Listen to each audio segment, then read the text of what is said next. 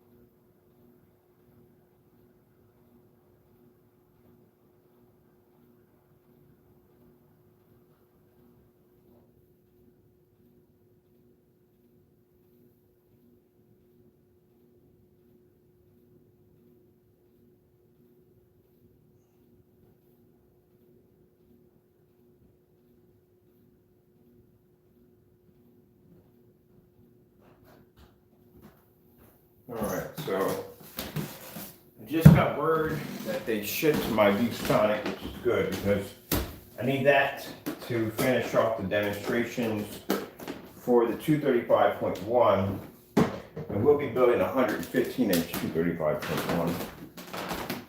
We'll be building. Let's see.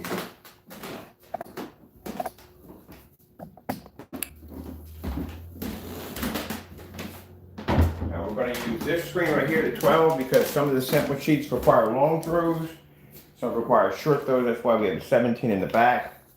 I do have downstairs the screen I showed off yesterday, which was a rear, the Luminous Black rear techno, front and rear, showing up the rear capabilities of the screen. I do have it set up downstairs now to show the front. I'm going to do a lot of demonstrations on that jet black screen. Also, what else? I think that's pretty much it for today. So get these tests done. I got some projects I got to work on around here for myself. So pretty much we have gone through just about everything. I'm still researching a couple of companies right now. There's one in Switzerland that has a really insane screen over there. It claims to have an insane game capability. I'm interested in actually trying that one out. And there's a few screens over by Elite Screens that I have to call the company and get those, because some you cannot go on the site and get. You literally have to call the company to get those. So that's what I had to do with Supernova, DMP Supernova. You have to call them to get that. You can't go in there and buy it. I was able to pick this up at Amazon. You can buy the Amazon for around 20 bucks. Shipping takes a little bit, but not as long as I thought it was going to take. I thought it was going to take much longer than that, but it didn't. Let me grab tape. We need tape up here. I got tape in the next room or downstairs. I'm not sure where it's at. Okay, figure out.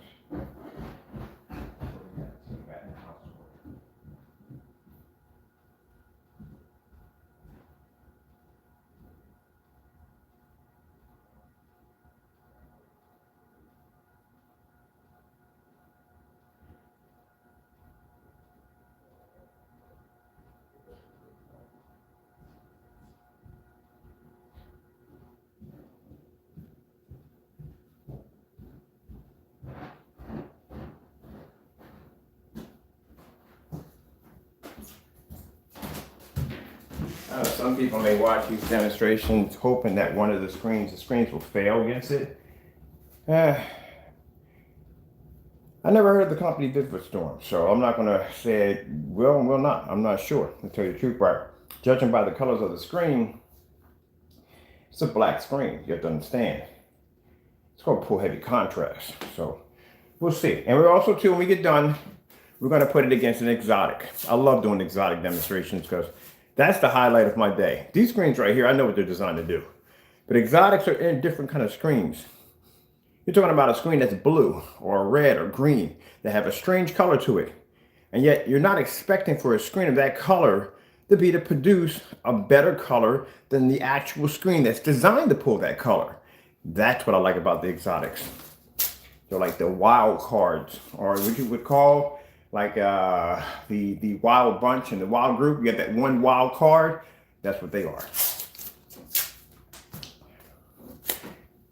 That's why any screen I've ever designed, if God blesses me to go to one of them shows, it's going to be an exotic. Yeah. All right, so this right here, this is acoustic. I'm happy about this because the only acoustic screen I had to go against my 17 was the white. White screens don't do well against our technology. This right here is acoustic. See them little holes in there? And the screen, that's acoustic screen right there. The sound can travel through that. Here, these are the ones I'm more interested in. So this one is for, you got to read right here on the label. It'll tell you if it's for short throw or long throw. That's what I do like about their company. At least they put the information right there. I have to go search for it. So this is for long throw. So you can have this right up in here. I don't know if you can see it or not. See where it says long throw. Okay, so I'll see some people will do a demonstration and they'll deliberately put a long throw up against a short throw knowing it's going to turn dark. It's not designed for it. Like I said, usually surfaces with reflective surfaces usually have those issues when it comes with working with our short throw projectors. It will turn dark. So, as I said before, you're going to have to go out and spend the money extra. It's not going to be cheaper. Keep in mind, because it's a short throw, it's not going to be the same price as a long throw. You're going to pay a little more for that. Well, I'll go back and check the pricings on that. See how much a short throw would cost in a long throw. It should tell you, you should automatically know that from the door. If you're going to buy a projector, short throws are always going to be more expensive than also short throws are going to be always more expensive than a short throw. Short throws are going to be more expensive than a long throw. Long throws are cheap. I ain't going to eBay and get a long throw for cheap. But if I were to buy an ultra short throw, it's going to cost me a little bit more money. Unfortunately, not unfortunately, but thankfully through my Lord and Savior, I've been able to buy projectors for next to nothing. Like I said, I got a good week. I bought me a ViewSonic for 150 bucks and then turned around and bought me another projector. Oh, I got a customer hookup yesterday. I was thinking about today when I was laying in bed today. I was thinking about how these big companies, and I'm looking at Philips. I'm looking at Philips demonstrations, trying to find something new to broadcast on the screen. And look at these expensive projectors and how much money they're doing, these setups and everything. And my customers come in and they, at the end of the day, you know, they don't want to spend that kind of money. Even if they have that kind of money, they don't want to spend it. And I was able to hook them up with the same projector I had there in my theater room, or in my Japanese tea room, which he got it for, and he got a nice one too. He got it for $90 for the projector, and I think it was $39 for the shipping. Remember, the same price I paid for mine. That's what he paid for it, and he got the black screen paint, which is going to go perfect with that projector because that's all we use with those. So, yeah. He ended up paying well, we're talking about 40 into 90, so you're talking about somewhere like 130 bucks. But that's it, $130. That's what his projector cost him. And he's going to have the same setup I got in the next room. He's going to be using this in a fully lit environment where some of y'all have projectors that are way more expensive than mine. Y'all can't even come out of the dark. Now see how this one's designed? See that surface right here?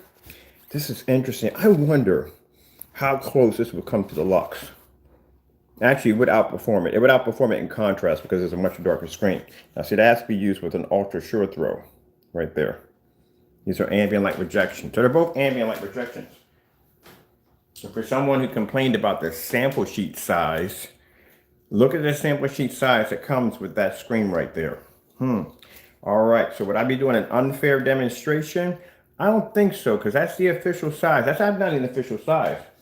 If you look at the different samples, and this is funny how somebody made that complaint to me, and I own so many sample sheets of projection from projectors that they have so many different sizes. DMP Supernova, this is the size of their samples they give out. The biggest one they have in here is DMP, not DMP, who has the biggest sample sheet? Blah, blah, blah, blah, blah, blah, blah, blah. Daylight. Daylight has the biggest. They have the biggest. Sorry that the comments or whatever had to be disabled. We got some people in here who do not know how to act right. They do not know how to act right at all, period. And sorry, unfortunately, it had to be removed due to the fact that the comments had to be removed because we have individuals who do not know how to carry themselves in an adult manner and they have to act up and carry on. That's a shame. Doesn't bother me at the end of the day because, like I said, I have email and everything else, but customers can contact me by, so big deal. But like I said, they're just bothered by it. Well, you can watch me go upward because that's where I'm planning to go. Keep in mind, if I keep running through these screens like this, and I've already had 3 contacts from 3 companies that just hit my email box today asking me about information on the technology. So yeah. And I'll tell you one thing.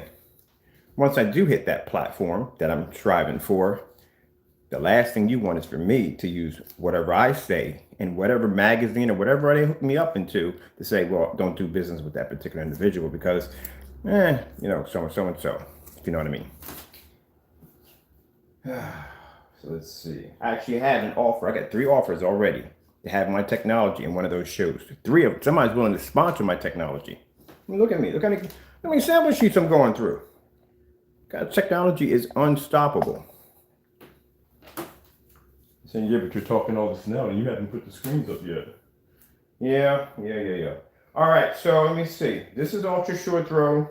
We can't put that up there. These are acoustics. I don't think acoustics gonna make a difference if I put acoustic against my screen. I mean, it's just acoustics, just for sound to travel through. Let me see which one we got here. Acoustic. Acoustic can require a long throw or short throw. This is not gonna, this is one of why we put a light screen up there, but yeah, might as well. So this is acoustic. But I mean, you're going to be using acoustic for front projector. The only difference between acoustic is the fact that acoustic is basically going to, what is this right here? Make sure we should write on this one here. It's a little blurry. Is this short throw or long throw? I'm not showing this. It's acoustic. Ambient lights, so, long throw. All right, we got a long throw here, good. And that's just like the screen called the Lux. I call them Lux, that's what I call it. But correct, like I said, spelling the name is actually Luxini. They can't be used with ultra short throw. They have to throw only. So that means that they're right there. Not only will we be able to outperform the screen in color and everything else on the face of the sun, including contrast, because there's nobody where our screen's going to put a proper contrast level, but the screen has another flaw. It can't be used with ultra short throws, and our screens can. I'm calling it right now from the door. I'm going to tell you something. I try not to be too arrogant, and I really do. I used to play a game called Unreal Tournament. I actually, on that game, I was actually #1 in the entire world. And the reason why, because when everybody was on console playing with a controller, I used to play on PC Tournament. Yeah, build your own rig, go down, get them big name tags, the VIP for Unreal Tournament. I used to play in that when I was young. And I used to do keyboard and mouse. So anybody knows that keyboard and mouse is 10 times more accurate than a controller any day. So when they had the Xbox 360, a lot of people were modding those systems out, and I modded mine for keyboard and mouse. So I can basically, when I do Unreal Tournament, I can play with a keyboard and mouse. And I had this little speech I used to give before the game would start, to declare myself the winner of the match before it would start. And the reason why I would win every single match, because I used to game on PC. I knew all kinds of tricks and trades and weapon combos with that particular game that a console player would never even be able to figure out. And once in a while, I would bump into somebody that did play it on PC that gave me a hard way to go. But like I said, I was playing it for years, and I ended up being #1 on the dashboard, so I was a hard target to take down. I would average 20 kills a minute. That was my frag time. So imagine every minute, 20 kills. Let's see, if we did under an hour in the game, 1,000 kills. The guy was averaging like, God, you're getting like 20 kills a minute. Like, yeah, I could wipe out that many people that fast in that game because I've played it for years and years and years. I was playing Unreal Tournament way back. I used to play Quake, all of those. I was big fans of those games. But I was hoping to bring that out to the new system. That was my game. But I look, my name was, I had a kind of a jacked up gamer tag. It was. After a while, I got rid of it because it was conflicting with my religion. It had to go. It was bad. It was my name was Your Godmaker 999. You don't want to know what 999 stand for. It wasn't what you think it is. Turn it upside down. No, it wasn't that. It was for something I was known for in that particular era when it came to modifying, JTagging, and everything else you could think of under the sun when it came to those gaming systems. That 999 had a reputation behind for doing something. And if you got hit with that 999, well, guess what? I'm gonna leave it at that. But anyway, that's what that was about. But yeah, when I used to come on Unreal Tournament, I used to come on the match and go, I, your Godmaker, declares himself the winner of this match. Prove me wrong. And it would just frustrate the gamers. They would get upset because who the frick is this guy? But they didn't realize I was on keyboard and mouse. I used to play on PC. I did tournament on that game. I used to went to California, got the VIPs with the group and everything, went your own gamer rigs. We did all that nonsense. So you guys were playing on consoles. So of course my frag time was even faster than y'all's. Y'all sitting there punching on some slow controller that's analog, and I'm on a keyboard and mouse. Easy. And then y'all didn't know your weapon combos. You didn't know anything about the game. Let's go over here and pull the system up real quick. We got it hooked up over here. All right, make sure we got everything hooked up over here. Yeah, I used to hate that. I used to hate it. And then I had to play just as hard because I declared myself the winner of the match. So, yeah, it was something else. Well, I get curse words and everything at the end of the day, man. At the end of the day, I got all kinds of nasty messages. Yeah, you're blah, blah, I got accused of cheating and everything else on the face of the planet. Oh, wait, network's acting up. Let me turn you to the side. I may have to go in and manually fix this. That's the one thing I don't like about the console systems. Every time I pick on Wi-Fi issues. Let's see what's going on with you. I'm going to show you my paint job for my Oculus. Man, I tell you something, boy. I don't know how people just hate for the sake of just hating for no reason whatsoever, like because they just jelly at the end of the day. And when I tell people, when you're jelly, the first thing I send you a message like, would you like some extra peanut butter with all that jelly? And the reason why I say that is because I got people on that particular, the Ocular Facebook page that they have on there. You can meet some amazing people on there, you really do. But you just have those individuals that are nothing better to do but to hate on you because they can't do it. All right, so I don't like the skin selection. I didn't like the skin selection for the Ocular Rift. I didn't care for it too much. You know what I mean? They're all the same. It's the same thing. You paste on the front, you put it on the controllers, you paste on the front. Everybody got the same thing. So I modded mine out last night. Mine has a custom paint job attached to it, which you may want to know something before you actually start doing the paint job on that bad boy. You may want to turn it on first and figure out where your sensors are at in your controller, which I did. I went into turned it on. I went into, I forgot the option they call that. We can go in, I think it's view mode or something you can environment, but it shows the sensors on your controllers. So you have to make sure when you're painting this thing up, don't hit any of the sensors. So I go in there, I throw it on, did some research, figured out where all the sensors are at in the controller, and painted it up, did the paint job, got some glow in the dark. I did a powder coat job on it with an airbrush, so I can basically get the UV to actually activate even higher, and showed it off on there. And a lot of people came in there, ding, ding, ding, ding, ding, and my notifications are going off, and people are, oh, nice job, so and so and so, looks amazing, blah blah blah. But then you had those haters. One guy was like, well, you shouldn't have did that because you would have blocked your sensors, man. You think I'm going to paint a $400 system and not check to see where the sensors are at? Are you kidding me? He didn't know anything about that. They make these stickers, like say if you want to mod up your system, say you got this huge IR like in the middle of something that you want to get around, you don't want to paint it, you know what I mean? They have decal stickers that are basically transparent where the remote control infrared can pass through. So that way, if you want to put a particular sticker in that section, they have stickers that you can put over that to, to basically when you work on your PC or whatever you're modifying, that the remote control will activate right through. You get all that stuff. You do all, that stuff when you mod PCs and stuff. So it's the same thing. The same paint job you do on the PC is the same thing that applies to everything else. That's all. I had to go and I had to educate this guy on that. So yeah, this is what it's called. These are the stickers right here. And you can put them right over top, the IRs. And what they'll do is it allows for the information to transfer back and forth to the remote control. Well, I didn't know that. Yeah, well, it helps to crack a book. So they come on here running your mouth. So that's what he did. At the end of the day, we became friends. So we went on VR. We went fishing. Ha-ha. So it wasn't a total loss. You know what I mean? He apologized for it. He's a really cool dude. You know what I mean? And we went on. We shared information and we did some fishing last night. He was pretty good. I suck.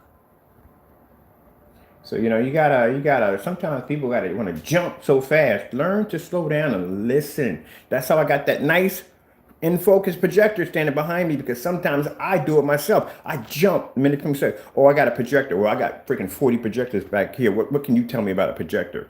See? But this time I learned to shut my mouth, listen to what this person got to say, and got myself a really good projector out of it. We all do it. Not just criticizing other people. I do it myself sometimes. Just got to learn that.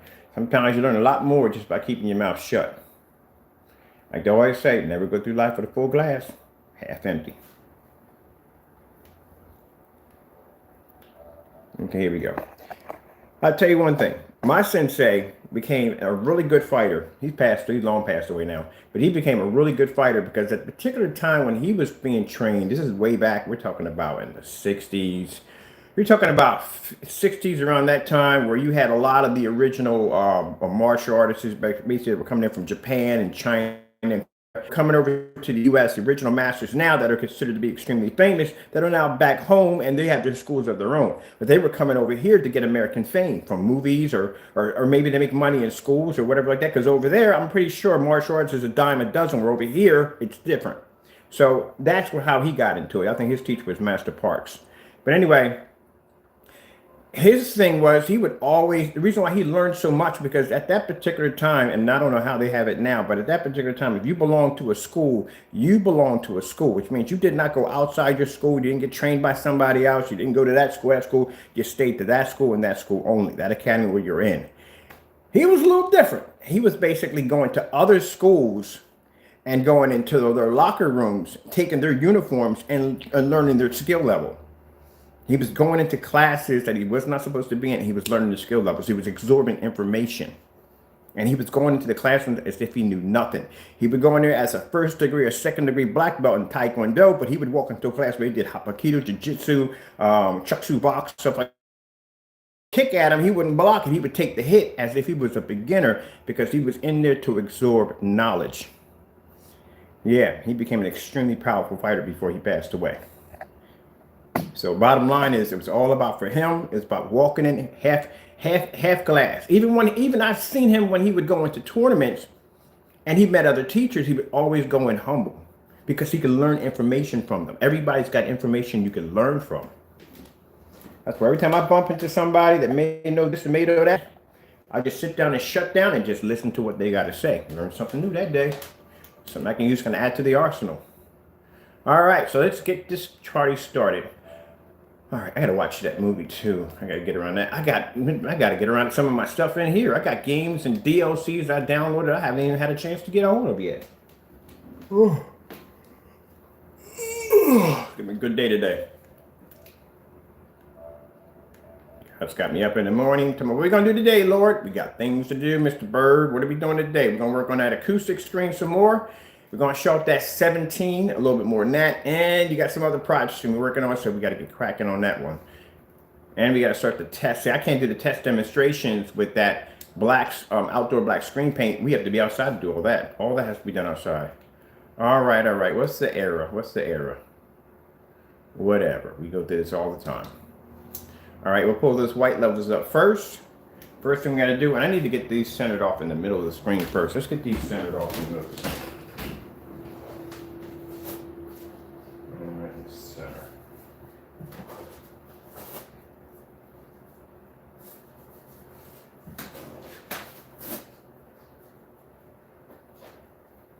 Turn it off in the middle of the screen.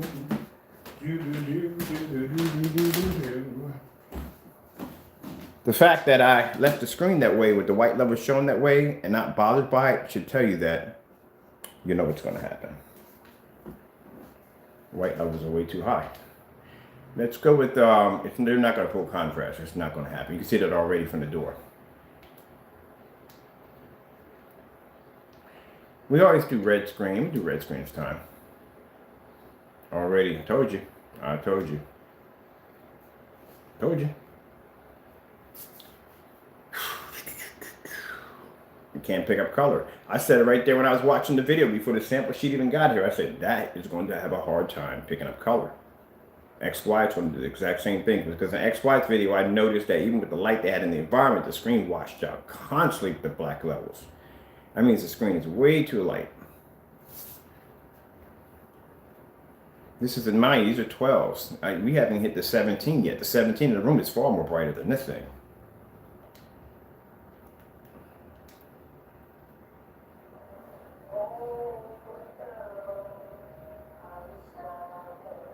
If it can't read color and it can't read that contrast level, everything's going to come up on the screen white.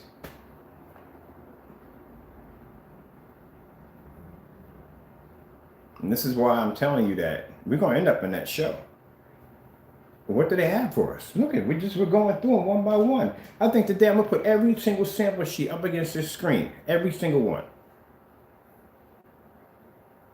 I told you, God's technology is flawless. God gives you something, there's nothing that's going to stand against it. That's the end of the day. Nothing will stand against it. You can call it what you want to call it, but it is what it is. For every screen I throw against this, it's the same thing over and over again. It's not bragging. I'm bragging about my Lord. Yes, I'm bragging about him. If I was bragging about myself, I would say I. You would hear me say I in the conversation. I this, I that, my this, my that. It's God's technology. When he gives you something, it is going to be flawless. That's why I said that. When I did his screen paint, do you think I really consider that to be a competition to my technology? Look at the stuff I test all day long. I test all this crazy stuff all day long. This is the stuff you have to do to get there. And who knows? I might one day will design the ultimate screen. And these are just baby steps to get to where I need to go. This is all learning. All this is all information. For what I'm seeing off the screen, you see something different. I see something completely different. This information I'm getting off these screens. All this information, every time I take a screen and I put up this is information that's fed to me that I'm using to incorporate in the next screen we're designing. When I literally told you that when we're designing something and nothing will stand against it, we're not joking. And in order to do that, to have that title, we have to test everything. Let's go play around with some color changing. Here,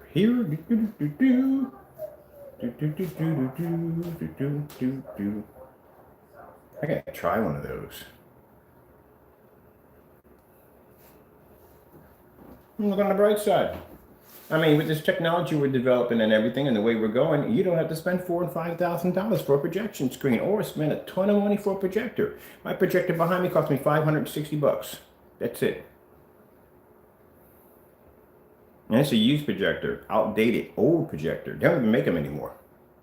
I told you, there's nothing wrong with the projectors. There's not a thing wrong with your 720p projector. There's nothing wrong with it. That's what they tell you. They tell you you have to have this model, you have to have this in order to get this color. It has so many colors and so many pixelations of colors and blah, blah. Oh, yeah, right. Come on. Seriously? Really? Seriously?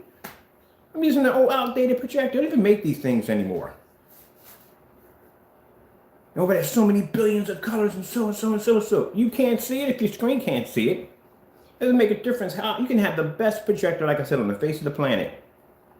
If your screen can't see it, you're not going to see it. At the end of the day, you're going to see that. That's what you're going to see. The first thing people do when the images doesn't come up, they calibrate it, that don't work. They change the light in their environment, that don't work. They black out the curtains, that don't work. They go out and buy another projector. They get a more high powered and better projector thinking, that may change the image. It's a 5,000 lumen projector standing behind me right now. That may change it. They ain't gonna change it. It's you're going to get the same thing. Now, like I said, it'll pull the white levels. It does pull some color and all that stuff. It does. But next to our technology, no.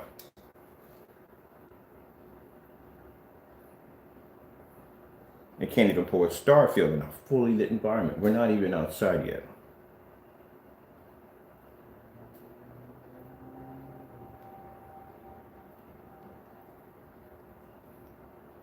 Like I said, the technology works. It does. All of it works perfectly. It does. It works. It does what it needs to do. You put it against a white screen, it's going to perform better than a white screen. You put it against our technology, it's not going to go that far. So we can chalk VIVIDSTORM off as in the pile. I have to do more research. I have to find another screen.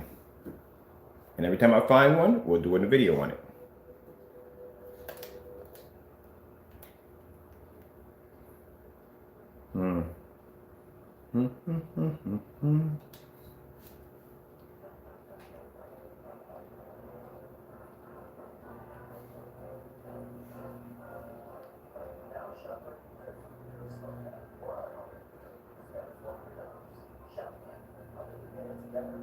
Oh, you get your white levels, but everything else, gone.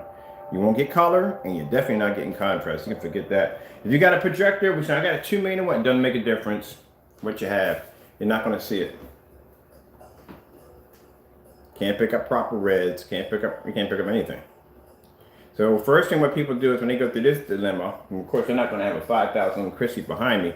They're probably going to have something way lower than this. Keep in mind, that's a 5,000 lumen projector standing behind me. So you're going to have something lower than this. Imagine what that's going to look like. And we are using 5,000 right now. So say you got like 3,200 lumens right now that you're using. First thing people do is they start turning out their lights. They start adjusting the lights. They know they can't use the overhead ceiling light anymore because that's just pushing too much light. So they go get some lamps and they'll pepper that out to their environment.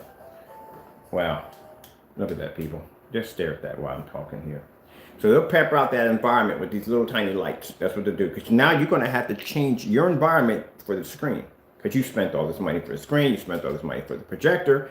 Guess what has to change next? Your environment. So you went from a nice, bright, beautiful environment. You're going to go back. You're going to actually transform into a cave. That's what you're going to. You're going to head toward. You're going to have to get some darker curtains because any light coming through is going to affect the screen whatsoever. You're going to have some problems with that.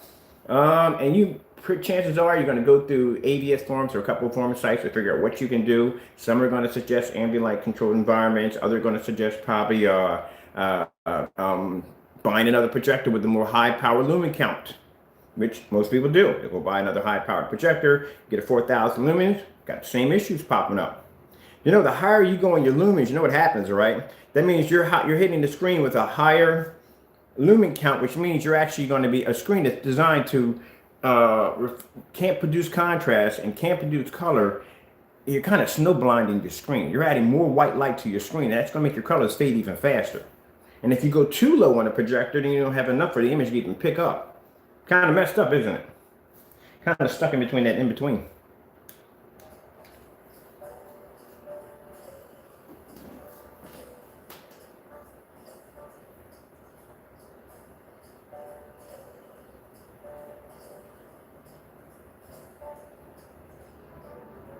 Look at that right there. See that right there?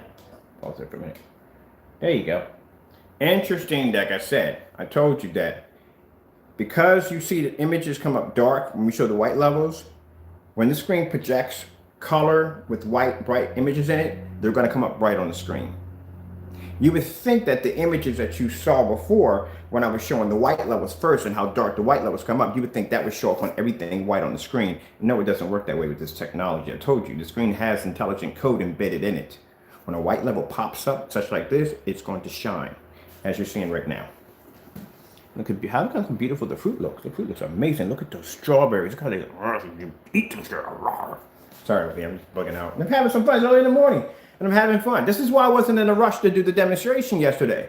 Yesterday, I knew what was going to happen. I wasn't going to do the demonstration right away. I sat down, worked on my system, talked to a bunch of friends online, got something to eat, watched a few movies. Let's go wait till tomorrow because I knew exactly what we were going to be going through. I said it right there when I sat in front of the computer. I said, hey, look, this might not go well because this guy has very little light in his environment, and it could be a good chance these screens may have some issues.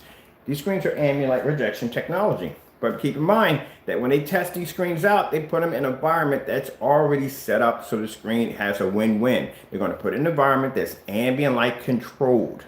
I don't get that part. How is it ambient light projection if it has to be in a controlled environment? Well, you can't have that much light hitting the screen. It doesn't make any sense whatsoever. That's like somebody saying, oh yeah, you got off-road tires on your car, but you can't drive technically off-road. You have to travel on sand.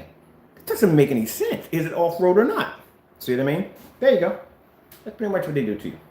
And then they feed you a whole bunch of technical protocol and put a bunch of this, and you have to stand at this level to optimize the view. And no, I'm sorry. I see that with projectors all the time.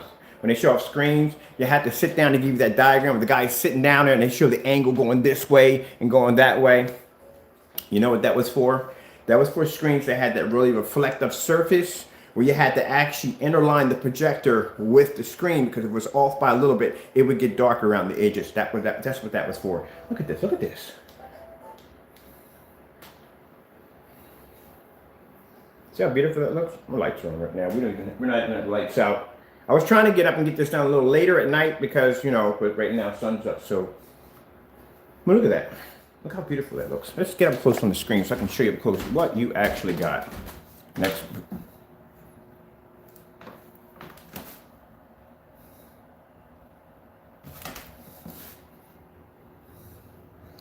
And this is supposed to be the screen they were showing off. It was supposed to be a high-end screen. And that's a 12. That is a 12. It's interesting how someone painted the 12 to be so dark you can't see it. And yet, this is not a screen paint mix. These are certified screens.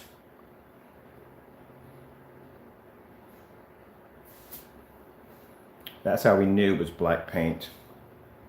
And my friend was talking about this. I find that interesting that when he does those demonstrations like that he has a paint and you're using certified screens against your technology.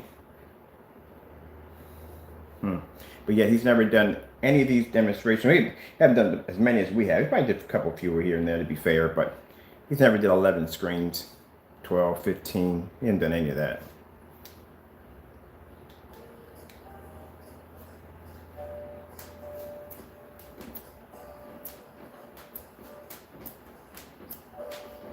That looks appetizing. I don't know what that is.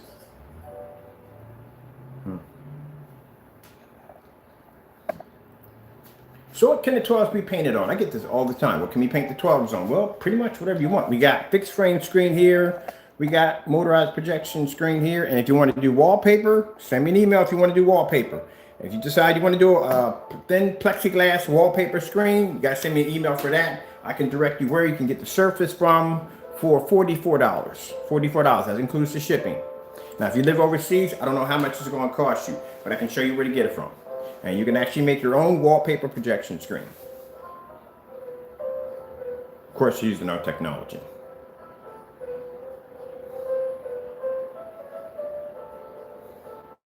Look how appetizing that looks right there. I'm a candy fiend, to tell you the truth, really. Well, technically, there's a few things that I won't eat, but there's a couple things I will eat. Look how bright and beautiful those colors are. Now, for you naysayers, I know you're not going to like this, but you got to face reality. And you have to. If in his demonstrations, use common sense here and think when I tell you this. In his demonstrations, he's using his screen paint mix. It's not certified in any way whatsoever. It doesn't hold the weight of any of these screens we have here. And yet, in this demonstration, we have the certified screens laying against a jet black screen, and we're producing better color. Even our white levels are producing higher.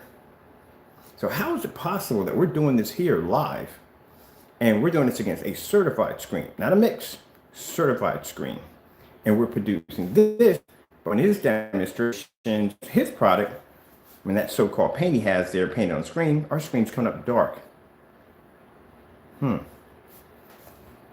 we've passed all of these with no problem. Yeah. There you go. There you go. There you go.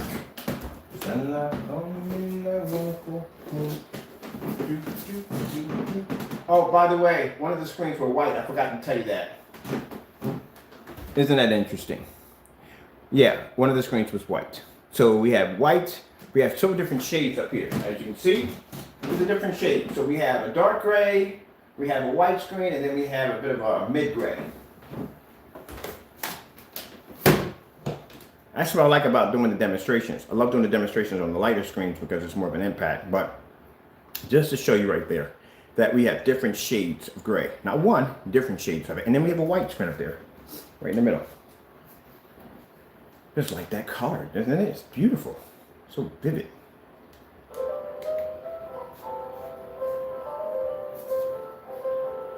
So at the end of the day, my customers don't have to spend a lot of money. I can honestly say that my customers can use 720p, they can use old outdated projectors and get an amazing image. The rest of you who don't buy our technology, well, guess what? You got to deal with them dark environments and poor color, can't pull contrast, overpriced projectors, overpriced screens. That's what you're dealing with.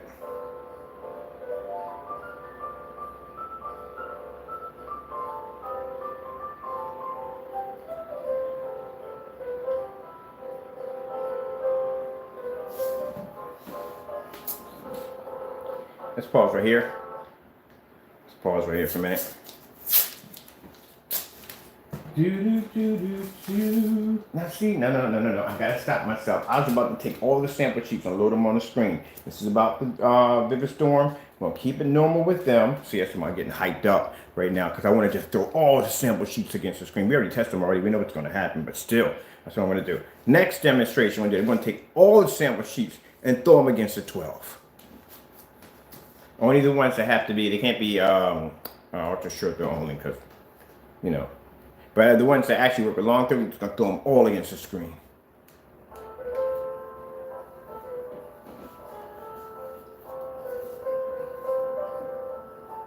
I love it. And mind, the fixed frame screen I have here, I got the fixed frame screen for $180. It's 135 inch. I did pay for an Elite screen. We had an incident with that one, but I did get two of them. I got one of them, Adam. I got one outside on the deck. That's an Elite screen.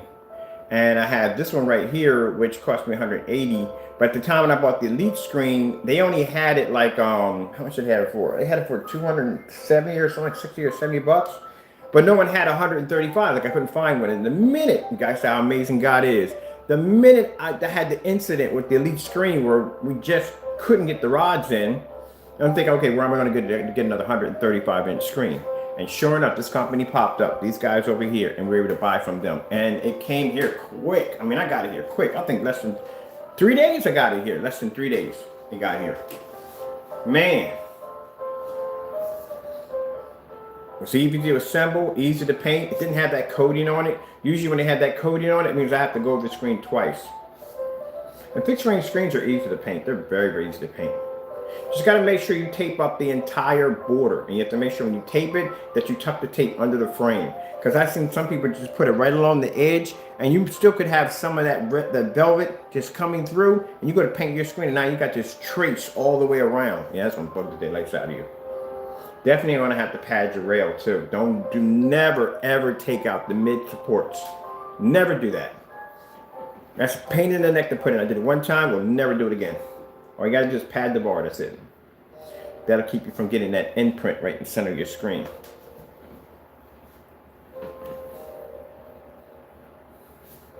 All right, this has been fun. Let's go over to, let me see what we got going on here.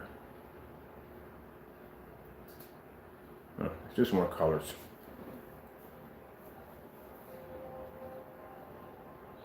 Okay, let's try that one again. That's another way to get around the ads. Just come out and go back in. You know, sometimes they'll let you skip, and other times they'll just basically just put something else up there instead. It just depends, whatever. Oh, we got it's fairly dark in here. Let's do some demonstrations with the lights out too. All right. So let's back it up. All right, we want to let this run right here. Maybe. Now keep in mind, for those of you who have come into my room and said, well, Bird, that's not fair because you're not in the dark. You know, your environment, it's not fair because it's just, you got too much ambient light in your environment. That's not a good argument to start with me. It really isn't. That's really not a good argument to start with me. Look, see, contrast won't come up.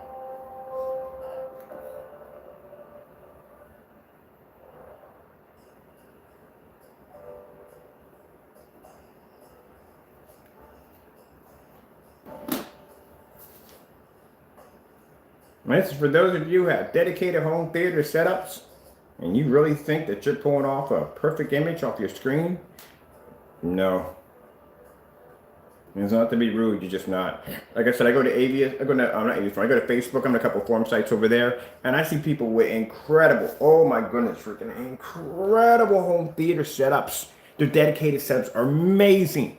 Then the first thing I see is a white screen, or a silver screen, or a gray screen. I go, ugh, I know what's going to happen here. And then when they show up, they want to show off the environment because they got all this cool stuff in the environment. They got all these collectibles and everything all in the environment. And they want to show that off. But you can't turn the lights on at the same time because your screen's going to wash that on you. It's kind of a pick and choose there. So what they'll do is they'll try to put something on, some really bright colors on the screen, so that way when they turn it on, it won't fade that much. But I can see it. I can see it fading around the edges and everything. I see the colors washing out. I can see it. Because they want to show off. That's like if you got a man cave. Anyone who's got a man cave knows you're going to have things in your man cave to show off. Whether it be for gaming, whether it be for sports, wherever it's going to be, you're going to have your trophies in there you want to show off. Can't show your trophies off if you're sitting in the dark.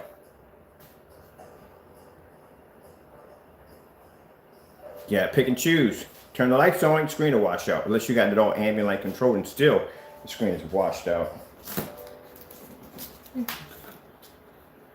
See this right here?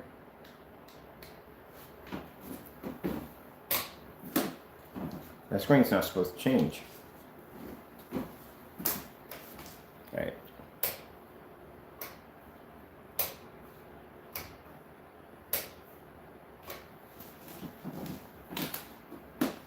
That's not supposed to change. That black is supposed to remain black.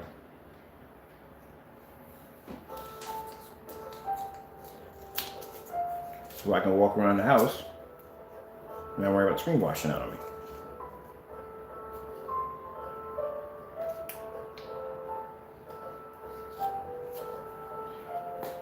Okie doke. Let's get back to those colors because now we got to do all this again because of the whole red thing. I mean, we didn't know that it was going to be that dark in here, but just go with it. See what happens. See if we get any change. I'm not going to say anything.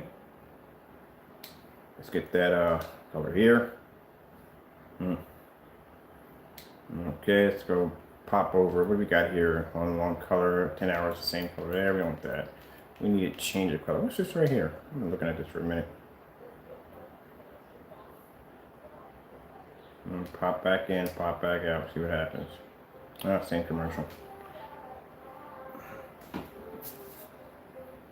There we go.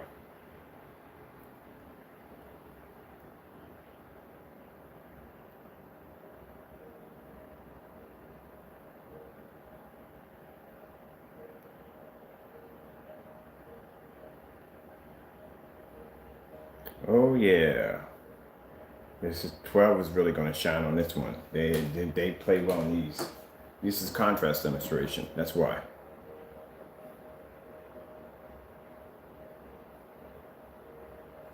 That's when my buddy was like, "Why did you even run the test?" I was like, "Because it was wasted." I didn't want to run the test. Literally, I'm not trying to be rude or anything toward the guy's product, but literally, it was a waste of my time because I do screens of that color all the time.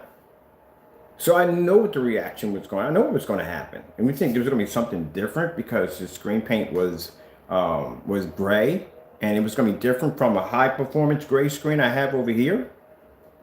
No, it's going to react. It's going.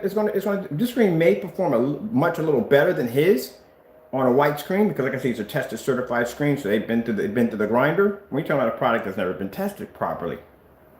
And you think that was going to have a chance against a 12 and a 17? They've been tested over and over again with more certified screens, different forms of projectors. They've been tested outside.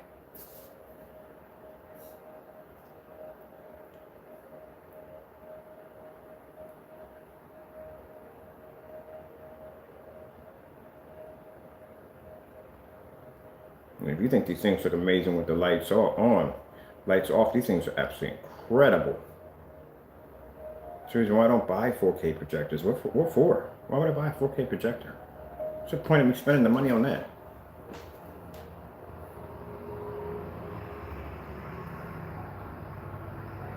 And that's the whole purpose of developing this technology. Options, people, options. The option now that you can just take this technology and paint it on whatever you want.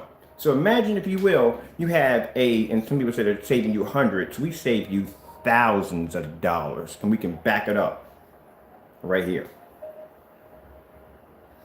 But just imagine, you now have the technology in your hands that will give you the ability to turn anything you want into a $4,000 and $5,000 projection screen. And it has the track record to back it up, all the screens it's going against. Because somebody can say, well, how do I know? We got it here. And that record's going to keep hot, going to keep jumping higher and higher. The more screens we find, the challenge the screen.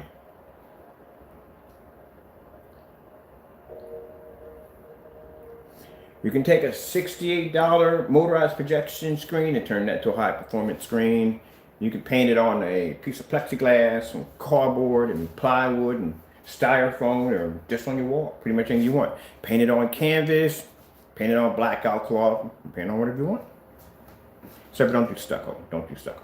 Bad idea. Don't do stucco. There you go. Let's go pop over some colors. I like this section right here. Okay.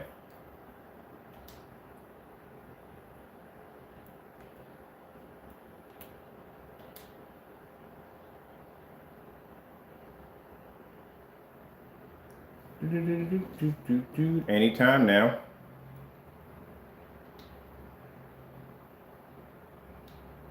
Okay. Apparently that does not want to work. Let's try it again. Oh, interesting. All right, let's try blue then. See if blue pops up.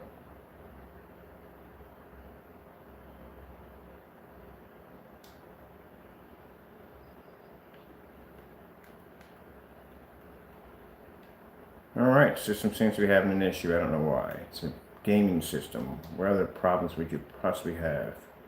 All right, let's come out here all together. Let's see what's going on here. I don't know what's going on. It's just weird. Coming in here, I'm hitting it. See me hitting it right now.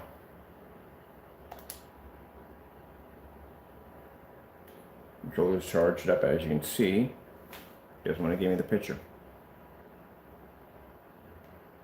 All right, I've seen weirder things. Okay. Let's see what's going on here. If not, I'm gonna have to reset my internet. I don't know why internet would have anything to do with this at all to begin with, but let's see what's going on here. Ah, man. Turning to the side. Sorry about that, people. I got sensitive information. We got to pop out of the screen real quick. Got going. Figure out exactly why the system's not correctly working right, because having some problems. It's being temperamental, as technology usually is. Very temperamental. Come on. Bounce me out of this. All right. Sorry, I'm not going in for a minute. I'm going to just do some real quick. All right, see, that all popped up, no problem. So what's going on here? Let's go back in, see what's going on here.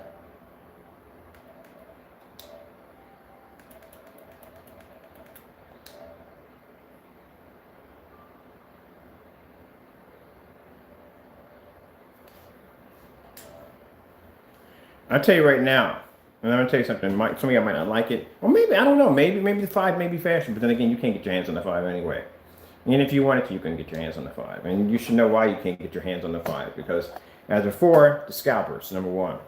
Now they figured out a way how to overclock the CPU on these systems and use them for Bitcoin mining, which you'll never get your hands on one, and I mean never get your hands on one now, because now it has a value and a purpose, and a very high value and purpose.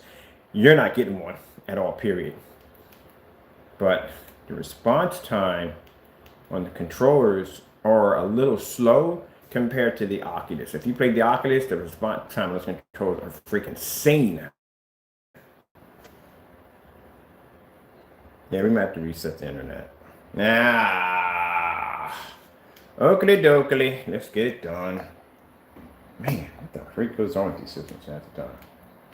Don't get me wrong, I love console. I do love console, but man, after you play these things, yeah, and you actually are in the freaking game. I was playing Arizona Sunshine. I think that's what it's called, Sunshine, with 4 people in there. Oh, it was freaking amazing. That's freaking, it was co-op. Sorry, co-op. Oh man, that's freaking amazing. I'm telling you, it's a whole different way. But I can't be in there long, as I told you. I got headaches, really bad migraines if I mess around in there too long. The only gripe I have with it is the battery life. The battery life, 2 hours, but there's a way to get around those batteries. It is. Actually, I'm using my EcoFlow for my battery because everybody's using like they're using external batteries. They have them connected onto the back to get an extra like 4 or 5 hours in there. Because I mean, I doubt you're going to do that much time in VR. Literally, seriously. I mean, who's going to do 8 hours in VR? I mean, people have done it, but still.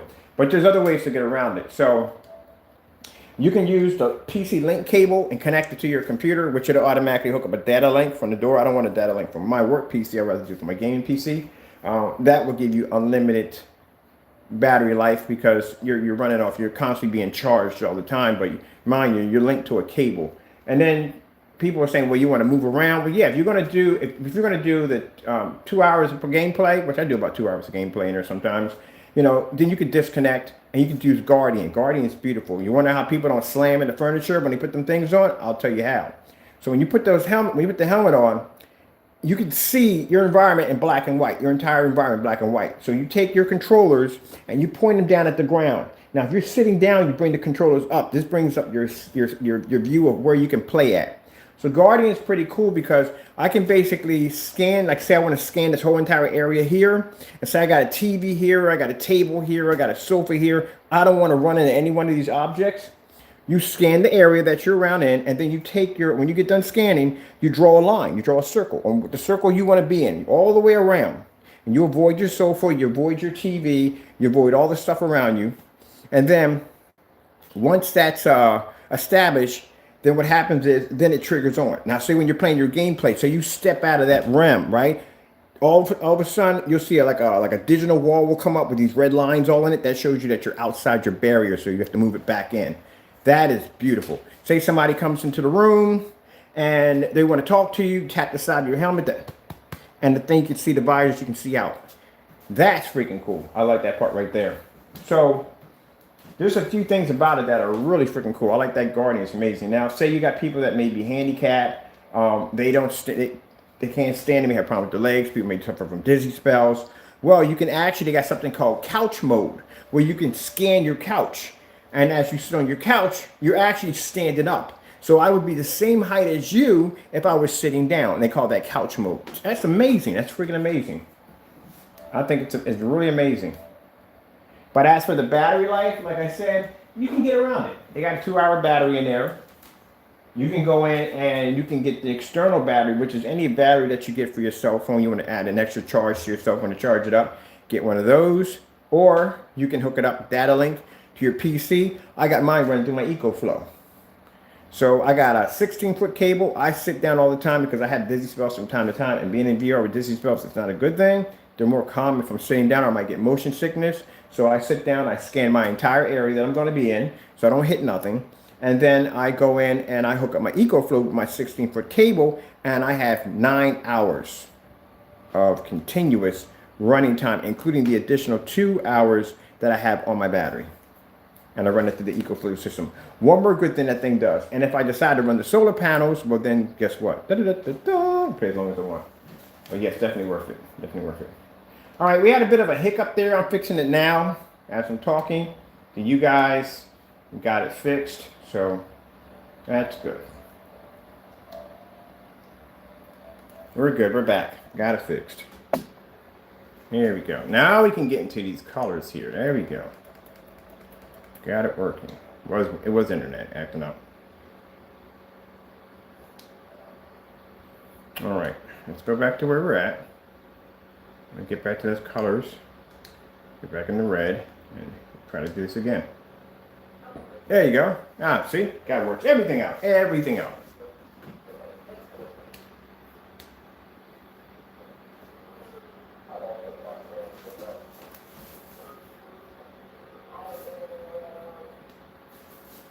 This is going to change out the colors. We're doing this one in a somewhat dark environment. Show your screen does not change at all. Their screens won't change.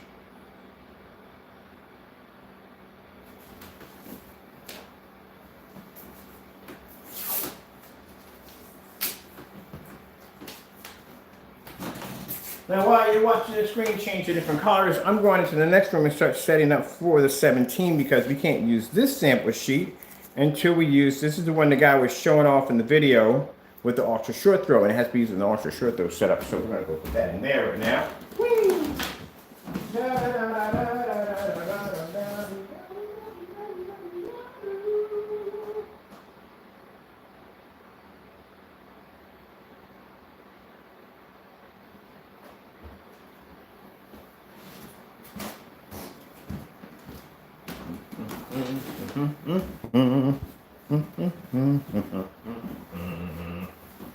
We got plenty of time to go in that room because I'm waiting. The window light in there, I'm waiting for the room to light up.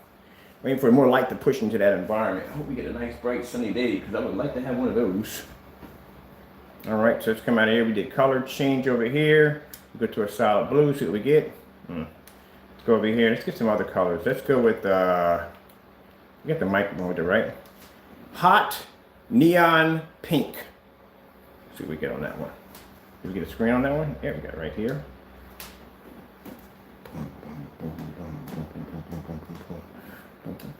Let's change the color again to another one.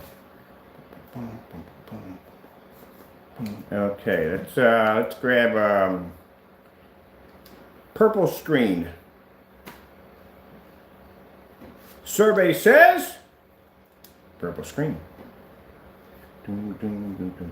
Let's try something even crazy. Let's go with gray screen. Gray screen. Start with dark gray. Mid gray. That's more of a dark gray. Yeah, this is a mid gray. That would be the dark gray. Well, yeah, that would be the dark gray right there. Yeah. Let's go with a light gray. Light gray. There we go. Mind with the lights out, people. It's harder for these screens. These screens have an easier chance of surviving it. Oop. Why is that popping up? He's listening right now.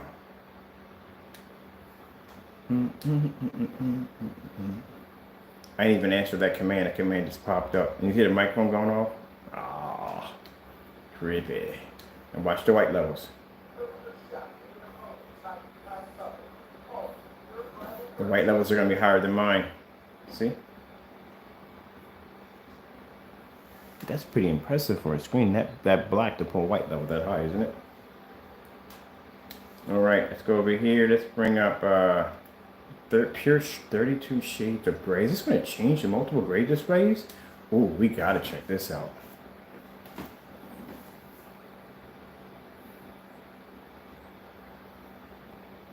All right, let's change.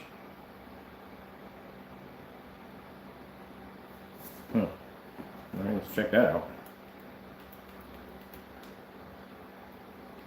Let's get lighter as it goes along. Nah, it stays the same. All right, whatever. Let's bring up, let me see. What do we got going on here?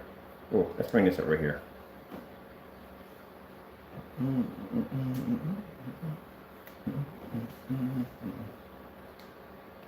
See what else we got. All right, let's do some start fill demonstration, lights out. Start fill demonstration, lights out. Start fill demonstration, lights on.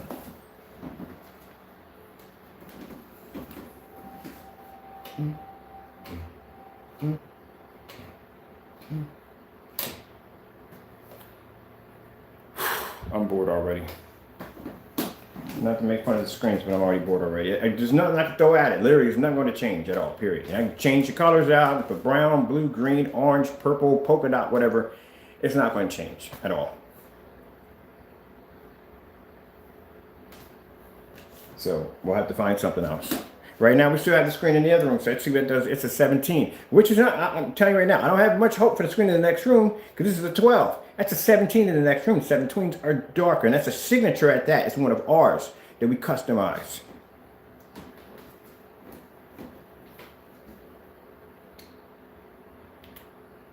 New York City night skyline.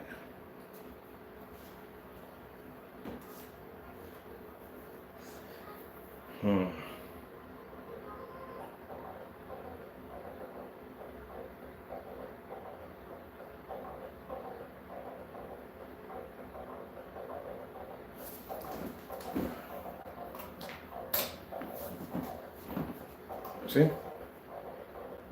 It's harder for those screens to survive with all this light. Too much light in the environment for them. They got a better chance in the dark.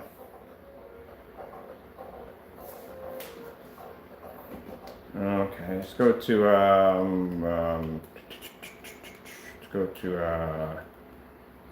J&K 4K.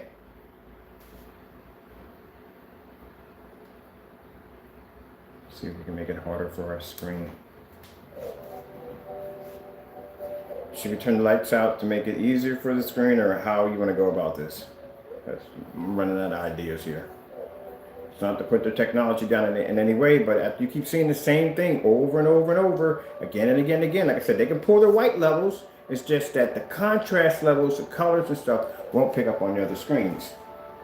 And I said before, because 12s not only are black screens, but they have code in them. And we're the only ones who actually have the rights to that code, because we developed it. Well, actually, when I say we, people say, why you say we? It's just me and you. Because it's me and God. That's why it's we.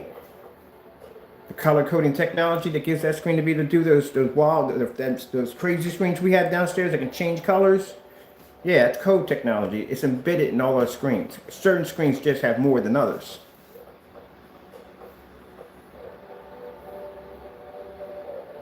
Let's take the lights out.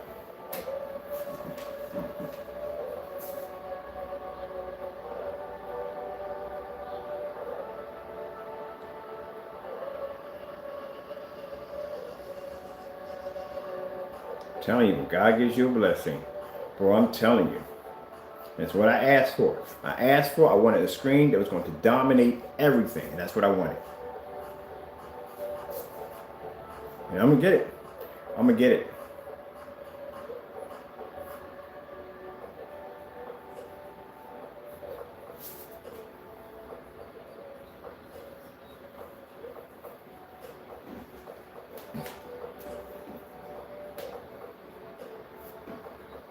I'm definitely going to get it.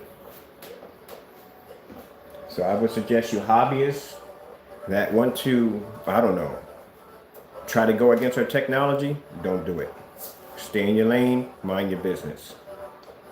You're not going to be to sit on that level. You can get there. Anybody can get there. It's just that right now, I mean, if you're doing what you're doing and it's not what you're doing, you're not doing the right thing, you're not going to get there. That's all.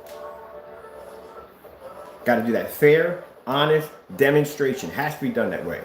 Because I guarantee you, I've been to test facilities before. I've had people buy me plane tickets and fly me down to their location and have me go into their facility and sit there with a bunch of people staring at me. One guy I think I was sitting there talking to was a marine biologist or something. He had a huge, crazy brain on him.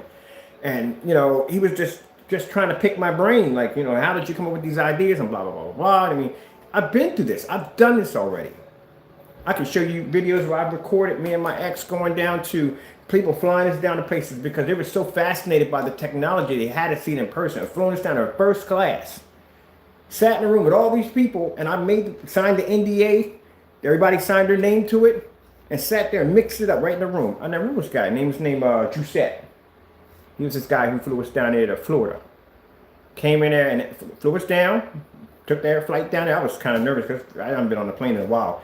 We get down there, he meets us, they pick us up, nice, beautiful car. Mercedes-Benz picks us up, fancy car, drives us to this nice establishment, place is loaded with projectors and screens and stuff, and they were working on an invisible technology over there. And what problem they had was the screen, the technology it was working on, it didn't do well with the lights on, and they couldn't get the angle gain to pop. And when you saw my demonstration, where I walked around the screen outside and the screen lit up, he was like, yeah, we got to contact him. And that's how I ended up down there. And the guy was like, look, my man, if you get that screen to pop on an angle, as you did in the video, you got a contract. And I remember there's another guy who was, I think it was Arabic. They were talking about him. He's the main guy. He's the guy who decides who gets that contract or not the ones in the room. And they say nothing makes this man happy. Nothing makes this happen, but he's a really hard guy to please. All right. So I'm not nervous at all because I know what my Lord blessed me to have. I know what he blessed me to do. And I went down there and he asked me, do I want a Bunsen burner or whatever, anything I needed, any kind of equipment. I was like, no, just give me a cereal bowl and a plastic spoon.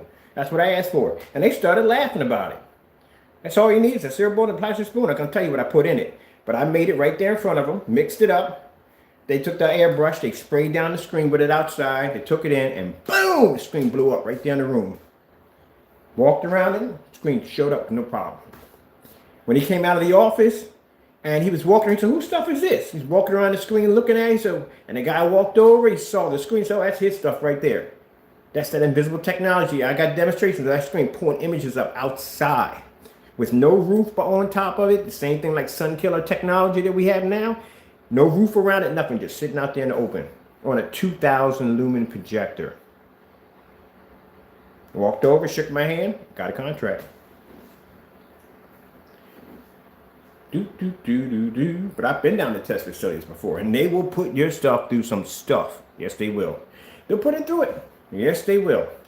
And if you're used to having your stuff in a comfortable, ambient light controlled environment, and they stick you out there in one of those environments, you're gonna have a problem. Just like if you're using your stuff in a comfortable ambient light controlled environment, and you come over here, you're not gonna do well because we don't do ambient light controls over here. Lucky it's not the summertime. Summertime, you be outside right now.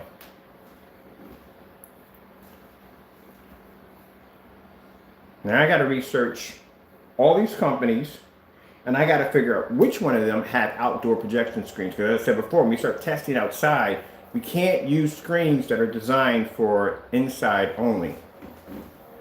That can't be used.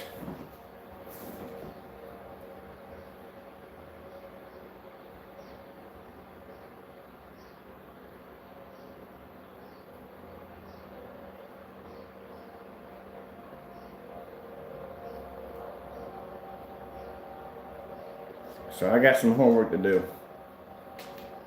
So we're gonna take an inflatable screen. We're gonna paint half of it with the new invisible. Not invisible, sorry.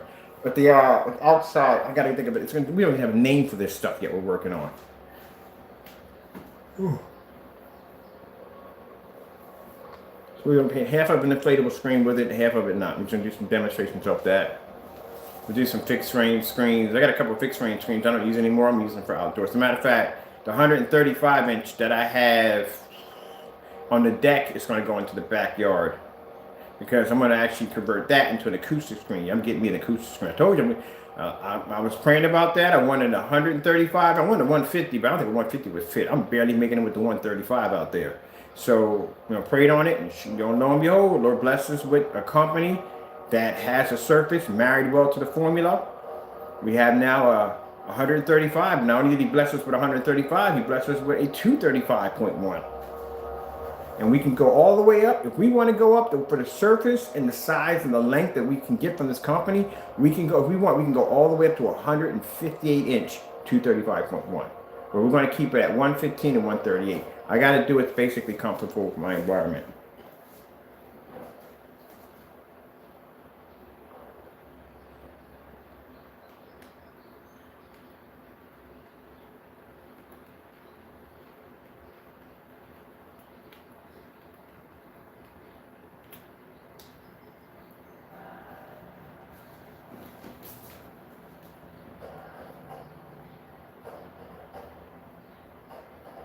See what I mean?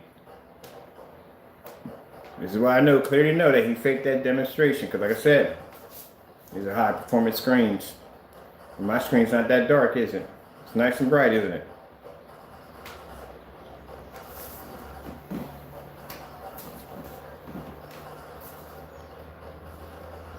Mind you, that screen in the center is white.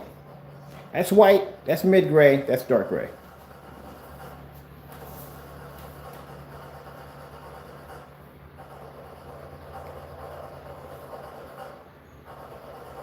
I think what fascinated me about the VIVIDSTORM when I first saw it is when I saw the demonstration with the screen coming up and how bright it looked. Now I see why. It reflects a lot of white light. It does. It just has a problem with contrast and color.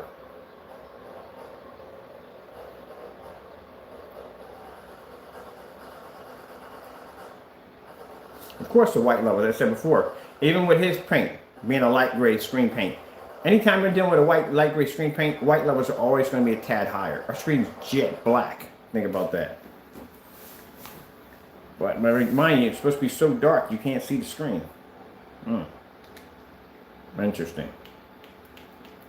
Let's see if we can find something else in here. Let's go with something fun. LG snowboarding demonstration. Let's see if this makes my screen so dark you can't see it.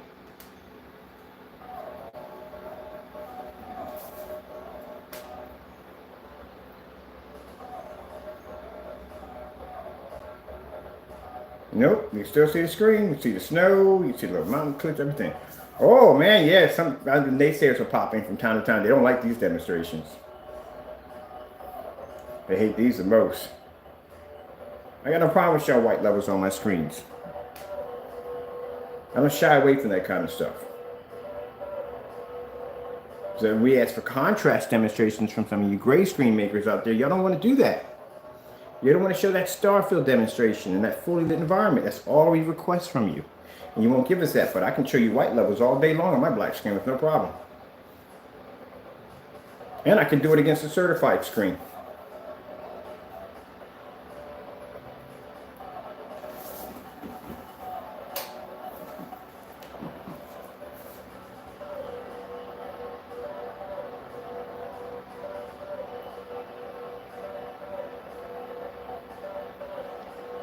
Now, if I can show you this with no problem, I don't see why we can't get what we requested. Starfield demonstration. If I can show you white levels on a 135-inch screen, if I can show you white levels on my screen and the full lit environment on my screen with no problem, how come we can't get a contrast demonstration from you people who develop these light gray screens? What's the problem? See what I mean? Let's go with, let me see. Ooh, that one came real nice. I like that demonstration right there. Let's go with the, I got a few more I want to do real quick before we pop. Now, the room should be filled. There's a lot of light. That's what I'm waiting for. I'm waiting for the other room to fill with some light because it's too dark in there right now. I need more window light to come in. It's too dark in there. Let's go with, let me see. The beta fish, we already know how that's going to, we're going to do the beta fish. I like doing the beta fish, but I'm going to do something else. Let's go with 4K snow screensavers.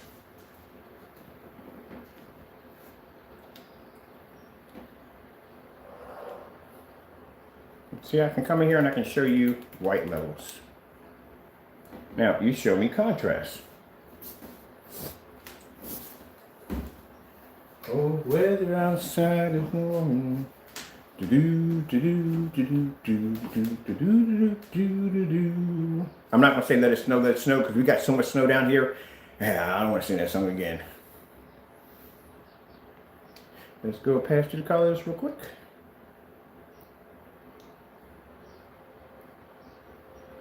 See, I can show my customers live. We got a white screen right there in the center. We got a mid gray, and we got a bit of a dark gray there.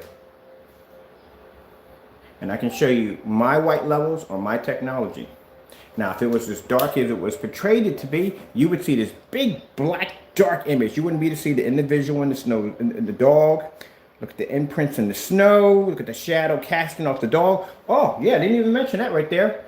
The screen was so dark, you wouldn't even be able to see the shadow casting off the dog or the wolf or whatever it is. It's a wolf or fox. You wouldn't be able to see all that because the snow would be literally so dark, it would have blended into the shadow. That's interesting, ain't it?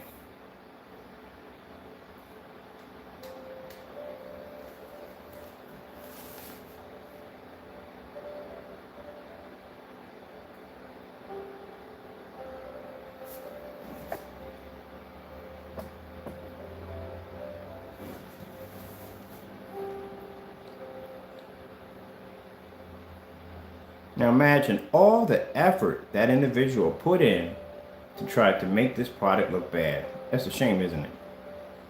A lot of wasted time just to be outed.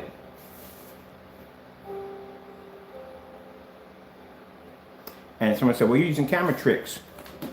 This is live. Unless I have Harry Potter capabilities or, you know, I got special powers. And if I do have special powers to manipulate time and space, then you should be calling me Thanos. And this would be a much different world. If that was the case, I had that kind of power. So since I'm just an everyday human, just like everybody else, and this is a live demonstration, everything you're seeing is real time. This is in real time. I had somebody come in and say, oh, but you're using smoke and mirrors. It's real time. Seriously? Now you're calling me, I got some kind of special capability of power? Okay, whatever. Let's go to a snowy window. I still got the window. Check out the snow in the window.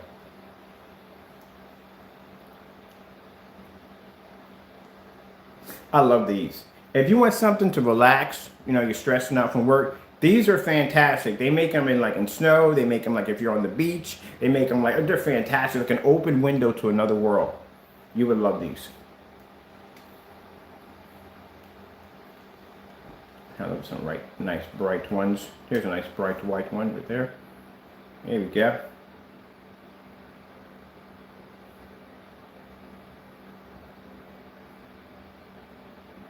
Oh, I didn't know this was moving. I know it's moving around, but I saw the little kid come running out. There's a little kid, you can't see it. He's running back and forth. I like these right here, but they make me dizzy as I don't know what. I really can't stare at them that long, but it's beautiful to have. Like, you know, if you're having something like, ooh, man, yeah, it's good. I just watched the ground move a little bit.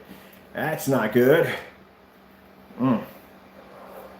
Whew, man. Here we go. Let's go look out the window again. I've got no problem showing you my white levels. At all, period. See how you have to have a dark screen to either pick up that window seal? If there was a gray screen there, you wouldn't even be able to see that window seal, but actually be invisible. It looks like it adds more depth to it, you know what I mean? So like you actually have an actual window seal actually there.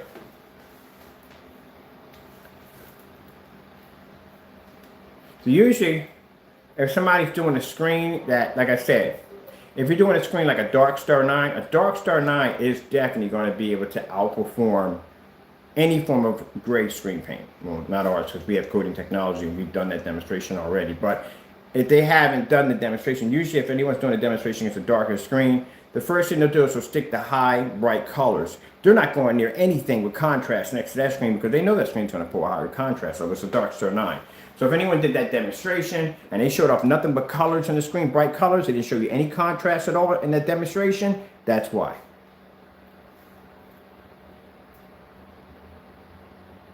You're supposed to show everything. That's why I'm sitting here showing you nothing but snow. I'm about to sing that song with snow that is snow. Like, no, Mr. Bird, no more snow. We done did snow to death. Oh, God, it's just God's decision whether we get snow or not. I love this one. This is the one I like the most.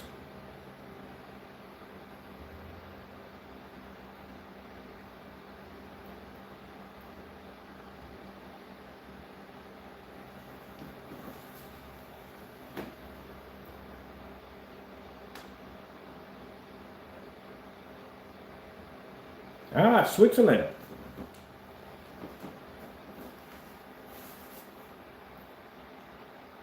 Let's see. I can show you my white levels. No problem whatsoever. I got nothing to hide. For what? The first thing we do when we show high performance sample sheets, what's the first thing we do? We display all the screens and we go, let's see the white levels first. Because the white level tells me exactly what I need to see from the screen if their white levels are too high. And if the white levels are too high, that means they can't pick up contrast and they can't pick up color.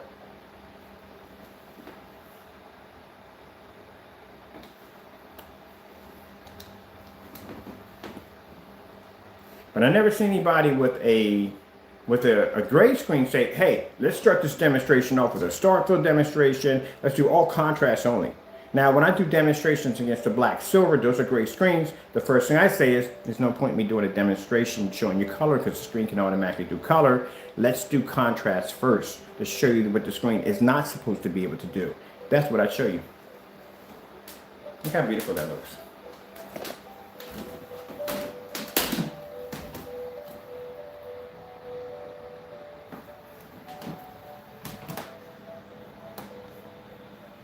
In a beautiful way.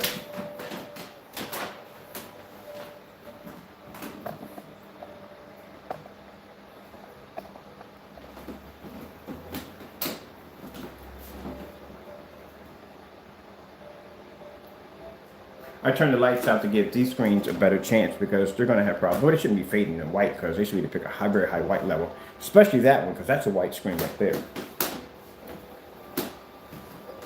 Just set it and forget it. See?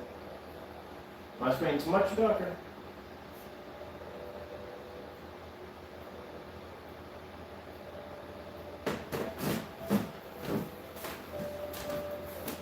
I would suggest for the fellow who's mixing that black paint and trying to claim it's ours, stop doing it. You embarrass yourself.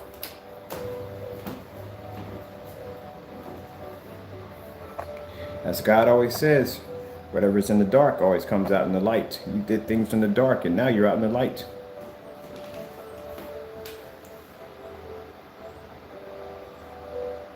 I just breathe. Now this doesn't make me sick. Like this doesn't make my head spin. But that other one, we're moving around. Like, ugh. And it's weird because if I look at that, that bothers me, right? But if I go in VR, it doesn't bother me at all. Like it doesn't bother me, period. Like I don't get that. Or certain games did. I did try to do the Jurassic Park. I'd have thrown up on that one. I threw up on that one. That was not good. And never eat with a full stomach. If you're doing it for the first time, eat something very light before you go in, because yeah, you be in your living room, turning into a human fountain. A lot of you not. Hear that? That's one of the marshals up the street. He's coming up to be going to work. So you got a block full of retired U.S. Marshals. There's people across the street. All these people down here, yeah, they're all police officers and some other stuff. But yeah, he's a U.S. Marshal. He has a Harley Davidson chopper. It is absolutely gorgeous. Oh, that bike is gorgeous. I talked to him a few times about that bike. It's gorgeous. Hear it?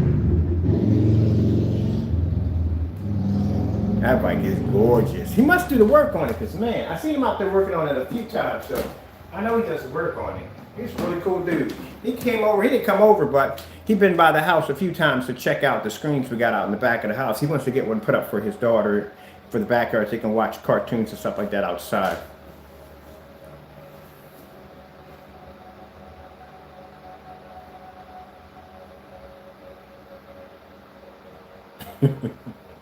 He was the one who was like, got a license for that? I was like, yes I do. Yes I do.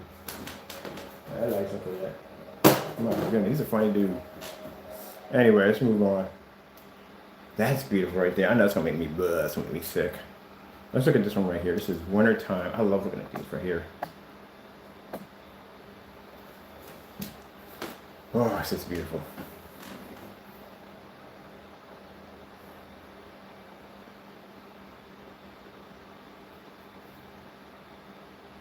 That's nice. That's a beautiful cabin right there. That is a beautiful cabin. We got to go back and look at that for a minute. That is a beautiful cabin. Wow, look at that, man. You can ice fish. Well, if the lake freezes up, you can do a little ice fishing out there.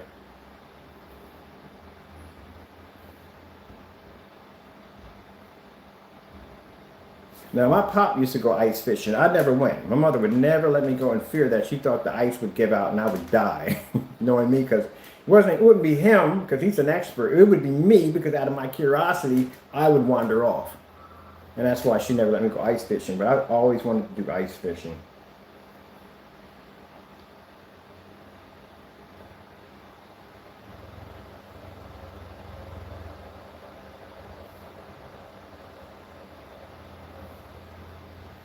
I'm gonna have to save this demonstration. This is real nice. I like this one right here. That's real nice. Oh, let's do a burning fireplace real quick. After all that cold weather.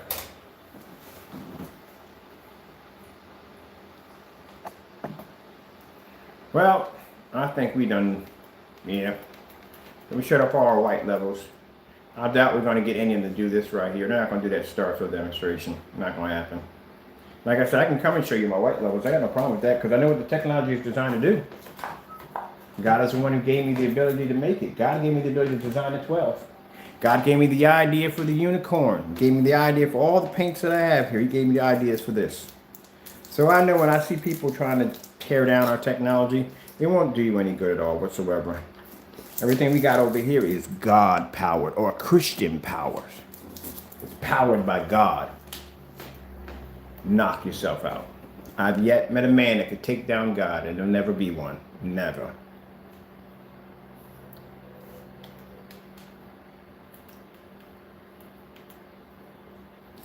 Boop, boop. Oh man, it looks so good. I haven't had a hamburger in I don't know, God knows how long. Excuse me, Laura, I'm not supposed to say your name again. And how long? Not supposed to do that. I catch myself from time to time. You're not supposed to say God's name in something. It's saying the Lord's name in vain. I do it from time to time. I have to catch myself. All right, let me see. Let's go to the OLED beta fish. Yeah, give me a headache. LG beta fish. Boy, we butchered the daylights out of that one. Algae beta fish? Is that algae beta fish? Look at that. Let's stare down for a minute. LG beta fish. All right, there we go. That'll work. I'll take that one. Like, why in the world do you talk so much about God? I love him. You read the Bible. I know some of you don't want to read the Bible. If you are reading the Bible, you will see how magnificent God is. You have no idea on the things that he can do. No idea. No idea. That's why I don't understand how these preachers, I watch it from time to time, these preachers, how they get out there. I'm not saying not all preachers do this, but you got a good amount on that dude, and they steal from God. How do you do that? Man, that's crazy. That is crazy. That's the craziest thing I think I've ever heard of. I didn't know how bad it was until I watched some of these reports on some of these preachers on the money they take. Are you insane? Have you lost your mind? I want to just grip one up and just shake them like a rag doll. You lost your mind. You're stealing from God? Are you kidding me? Oh, like he's not going to find out? Really? There's no way in the world God's going to find out. God's blind. He can't see anything at all. He can only see to a certain degree. He can't see what I'm doing. If the devil can see what you're doing, God definitely can see what you're doing. Oh, goodness. Wow. There's this one guy, I'm sorry it's a bit off topic, but this is one guy, he was in court. They were doing some kind of deposition on or whatever, and they were just going through the accounts on what he was spending. I'm like, are you kidding me? This guy was spending $5,000 for Louis Vuitton belts. $5,000 for a belt. A belt. $5,000. $30,000, $40,000, $50,000, $60,000 in clothes. He's back again. $60,000 in clothes. It was like $150,000. They cut a car in half to make it a long limousine with a Mercedes Benz. They had a piece of real estate that was worth only $8-something million. It was insane, the crazy stuff they were spending. And these are people that, some of these people don't have enough money to get from A to B. I tell you something. A lot of people say, well, why would I give to, put it this way, I tell people from the door, I tell people say, well, I don't want to never get to the church, this, that, so and so and so and so and so. Not all preachers are bad. You have them out there. You have some that are bad and some are going to be good. But if the Lord tells you, now say if I know this preacher is crooked over here, say if I know he's crooked, right? And the Lord says, give him your tithes. And I go, but Lord, why don't I give him a tithe? He's going to take that money anyway. He's going to spend it and do what he wants to do with it. He's never going to go back to the church. Lord said, give him the money. So I go and give him the money. And the Lord will bless me for doing what he told me to do. I won't lose anything at the end of the day. Because God will bless me to have what I need right back. But for that preacher, on the other hand, when you give him that money, it causes him more damage than good. Because like I say, you're stacking hot coals upon his head. Because every time he goes out, he does something wrong with that money, that's something he has to answer for God for. Keep in mind, you may be living that good life. You may be buying the things and all the things and living off other people's dime. But at the end of the day, when it's your time to go home, you got to answer for it. And you do. That's why when I see them pass off this earth, they pass away and they die, I know where they're at. They're face to face with God. Can you imagine that, being face to face with God and he's angry at you? Whew. Don't want that. I don't want that indeed. I'll tell people the fact that you can wake up every single morning, and you can look out the window and look around you, whatever your situation may be, but you can still wake up that next morning and go and breathe. You don't have to wake up the next day. Take that day as a blessing. You do not have to wake up the next day. When you go out there and you take care of your errands, what you got to do, you don't got to come home. Everything you do in your life, pretty much, let's put it this way, man's life, I mean, some people feel okay, they feel strong, they feel like they're invincible. Your life is like a candle, like the guy says, a candle in the wind, pretty much, that's what it is. That frail. Anything on the earth could kill you. Parasites, anything can take you out. The fact that you can come from A to B, back and forth, and even not acknowledge God as his existence, as someone who takes care of you and is there for you. He takes care of you even when you deny him. That's why you're able to come home. Because if he didn't, you wouldn't come home. And then some people say, what about the people who gone too early? It was their time. Everybody has a timeline while they're here. That's the way it is. You know, like I haven't lost people. I lost a lot of people on my timeline. I lost a lot of people. You know, it's just their time to go. You know, everybody has a time. You have a certain amount of time on this earth. Borrowed time. That's what I tell people. You are on borrowed time. I like these things right here. Building a lucky bamboo beta aquarium. I want to do one of these. I got to do some research. I love because I get to do a ton of research. But yeah, tell me you're on borrowed time. Everybody's on borrowed time. Heck, I could be here today. I could be gone tomorrow. I don't have to wake up the next day. God can decide, you know what? Time for you to come home, Mr. Bird. You don't got to be here anymore. Let's go. And I go home.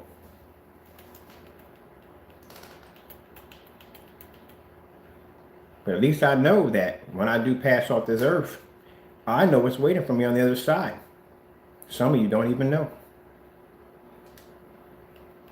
So I'm good with it. I am. I'm not worried about passing away or dying. I got no fear for it. It's my time to go. It's my time to go. There's nothing here on the earth at all, to tell you the truth. At the end of the day, I'm more happy with the Lord. Like things on this earth, all this technology I have, everything I have, projectors and stuff, that stuff doesn't mean anything to me. When I pass off this earth, all this stuff will go to somebody else. That's why I don't chase money. No point in chasing money for what? God provides everything that I need. So everything you see around me, I don't take it as a possession, as it doesn't become my God at all, period. So I'll be happy. I get to see God's face and I get to serve him for the rest of my life, for eternity, and live in heaven with him. Yeah, definitely. Yeah.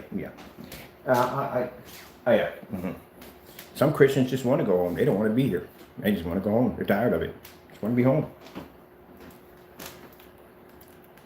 When you got that in your heart like that, that's when you know you're not saying you're doing things right, but I mean, like I said, you just don't want to be here. I don't really technically tell you the truth. I don't want to be in a situation where I'm constantly, keep in mind, I tell people this, and this is just something to give you a bit of an eye opener here. I know it's off topic. You don't know how cursed your body is. Your body's actually cursed. Whether you believe it or not, your body is cursed. It's cursed by death, disease, and all that. And like I said, that goes back to the era of Adam and Eve. When they lived in the Garden of Eden, there was no such thing as death and destruction. Animals didn't kill each other. There was no diseases, none of that stuff. We didn't grow old, none of that. And we were actually extremely intelligent. We're made in the image of God. But we had the ability to know right and wrong. And that's where the snake came in and tricked Eve, and Eve ate from the fruit. Doesn't say it was an apple. It never said anything in the Bible about it being an apple. It said fruit. And she knew the difference between both of them. She had coached Adam into eating the apple, and he ate it too. And when God came walking back into the garden, and they ran and hid, God says, "Where are you?" And they said, "We're hidden." He said, "Because we're naked." And he said, "Who told you were naked? See, if you didn't eat from the tree, you would have knowledge that you were naked. You would have known no shame." And that's when they got cast out. And then that's when the destruction, disease, and the death and all that plagued the earth. Yep. So, the thing is that the bottom line is that your body is cursed because of that. Try to go one day, we'll experiment here. Try to go one day without committing one sin. That means you can't think about anybody evil. You can't basically talk or curse. You can't do any of the things that basically are not approved by God. Try to do it for one day. Virtually impossible. I tell people, Christians, that when you think that you're perfect and you think that you're that perfect, you shouldn't be here. You should be in heaven right now because you don't belong here. Try to go through the entire day without, you can't even think. Nothing can cross your mind. Nothing perverted, nothing sinful, nothing angry, nothing. Can't commit. Not committing one sin, but you can't even think it. Nothing. Impossible. Your body is cursed. Now, for a person that's out there of the world, if he commits a sin, it really doesn't bother him too much because, he's not bothered by that. But a Christian, on the other hand, who read the Bible and knows that it is wrong for what he's done, he knows that Jesus Christ hung himself on the cross and what Jesus went through to make sure that he can go to heaven, it hurts him. Every time he does something wrong, it hurts him. And he goes before God and he asks for forgiveness. And if he's sorry within his heart, and he's really sorry for his heart, not no fake, I'm apologizing, but I'm not really sorry. I'm really sorry in his heart, God will forgive you. Because it hurts. It hurts that every time you turn around and you do something wrong against God, it hurts. Because here he is, he's basically protecting you, taking care of you, making sure you got a roof over top of your head, and you do something like that to him. You defile his name every time you do something. And I've done it. I sin. Yeah. Not perfect because I'm a Christian. Far from it. But I know better from what I do. And I have to go to him and ask for forgiveness. That's why I have to forgive others for what they do so I can get forgiveness from God. That's how that works also too. Can't be angry at your brother or your sister and then go to ask God for forgiveness. You can't receive that. You have to forgive others before you can be forgiven. So it hurts to know that every time I do something stupid, I say something dumb out of my mouth or think of something stupid. Oh Lord, I'm sorry. I didn't mean to do that. I do apologize. And it hurts because I don't want to do anything bad against him. He's been nothing but good to me. And I turn around and I keep doing dumb stuff from time to time. So yes, I would love to be to go to heaven, to not commit any sin, to be perfect, and to be to serve my Lord 100%. Yes, I'd take that any day. So none of this over here, it's good for me. He's blessed me to have this. I appreciate it. I really do. But at the end of the day, if he gave me a choice and he came down and said, what would you rather have? I'll give you all the riches on the earth, or you can come on with me. I'm going home. Ain't nothing on here for me. I'm just happy and blessed that he allows me to have what I have while I'm here. He's taking care of me while I'm here. And when it's my time to go, I go home. And hopefully, some of the stuff I talk about on here, somebody might say, you know what, I might want to go read the book. I might want to, what Mr. Bird might be talking about, I might want to go check that out. Spark your curiosity, you start reading the book, and that you can't put it down. It's a fascinating book, it is. It'll change your life. Told you the kind of person I was when I was coming up. When I was coming up in the streets of Philadelphia, I was not the kind of person that you wanted to basically have some words with. I was known for something in the street. And it wasn't a good thing. And it actually ended up getting me incarcerated for almost a long time for it. I was known for a few things in Philadelphia. But changed my life. If it wasn't for him, I'd still be living that life. I'd probably be dead by then. My chances are I probably would be dead. Knowing some of the people I knew. But yeah, I'm happy. I'm happy. I know this is supposed to be a serious demonstration about projection screen stuff. My Lord is involved in everything I do in life. So if this bothers you, you can always leave. I hope you don't, but I always leave. I hope you can get something out of this. But like I said, he's in my life, and I'm going to talk about him, about everything and everything I do. I'm going to bring him up. And you're going to watch him continue to grow through what he's blessed me to be able to do. You're going to watch him, you're going to see God's work. You're going to see the screens I developed and design. And keep in mind, I know I have to keep myself grounded because from every once in a while I go, oh Lord, I messed up on camera again. That arrogance starts pushing through. Yeah, I got the devil on my back. He does. I know I got the devil on my back. Devil doesn't go after people he already has. My mom used to always say that. Like, devil doesn't go after people he already has. He already owns them. He goes after Christians because he doesn't have them yet. That's what he wants. So I gotta be careful with this because, like I said, God has blessed me with the ability to be able to design this screen paint and to be able to make make these wonderful things. But I gotta remember not to become too arrogant because the devil comes in and goes, yeah, you got the best screen, yeah, you so and so, blah blah blah blah blah, and I hear that bragging coming up out of my voice. I gotta, bring it down. Be humble. All right, now we're done here.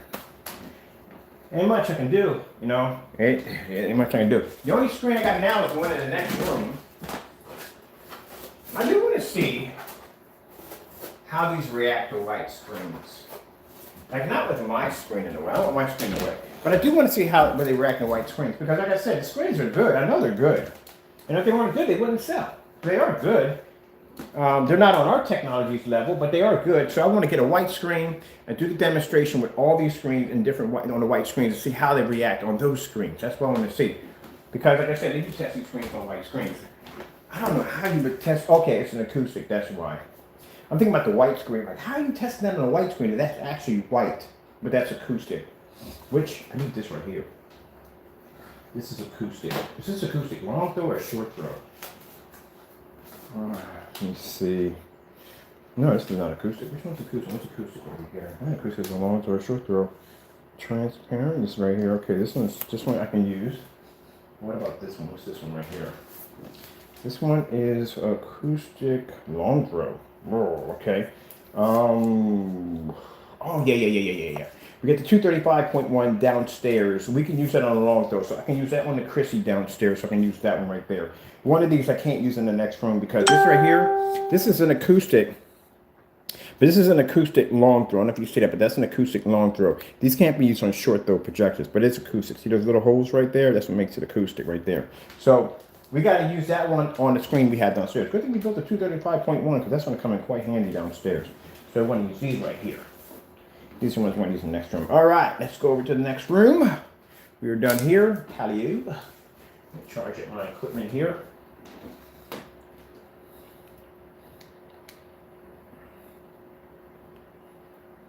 What's this right here? Oh, that's beautiful. What if I use some see this real quick? I'm just curious about.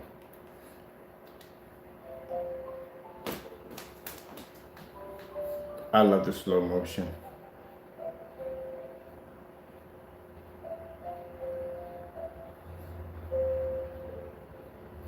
People don't realize how amazing it is when a dog jumps or a cat or animal jumps, the accuracy to be able to. Man, if that was me, I'd have clipped that in no time at all. Oops, balls have been all over the place. This is incredible right here. Look at that. You have to understand, even though the body is cursed, God has gave us some incredible bodies. What they're able to do.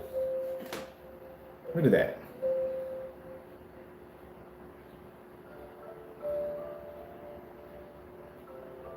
Our bodies are fascinating. They are. They're really fascinating on what they can do. Quite incredible. You don't have to be an expert at what you do. The fact that the human eye, look how many colors the human eye sees. There's no TV, no computer. There's nothing on the face of the planet that has the functionality as a human eye.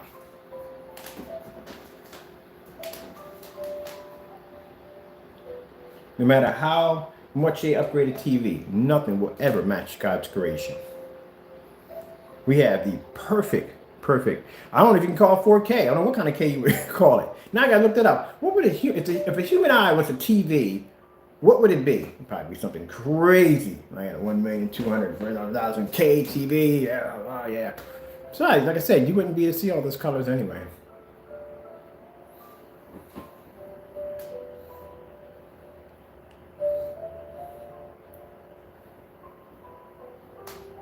And then you got people who can't see, but they have the ability to hear. And anywhere where somebody is missing something, there's always something to make up for that.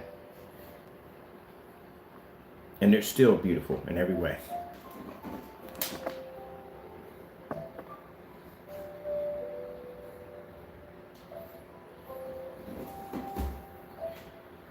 Like I said, even Mr. Jamie, like I said, he's an intelligent person. I look at some of the stuff he works on, this stuff, he just doesn't use common sense.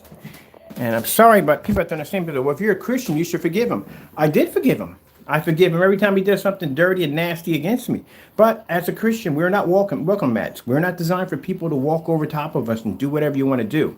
That's what my Lord and Savior is there for.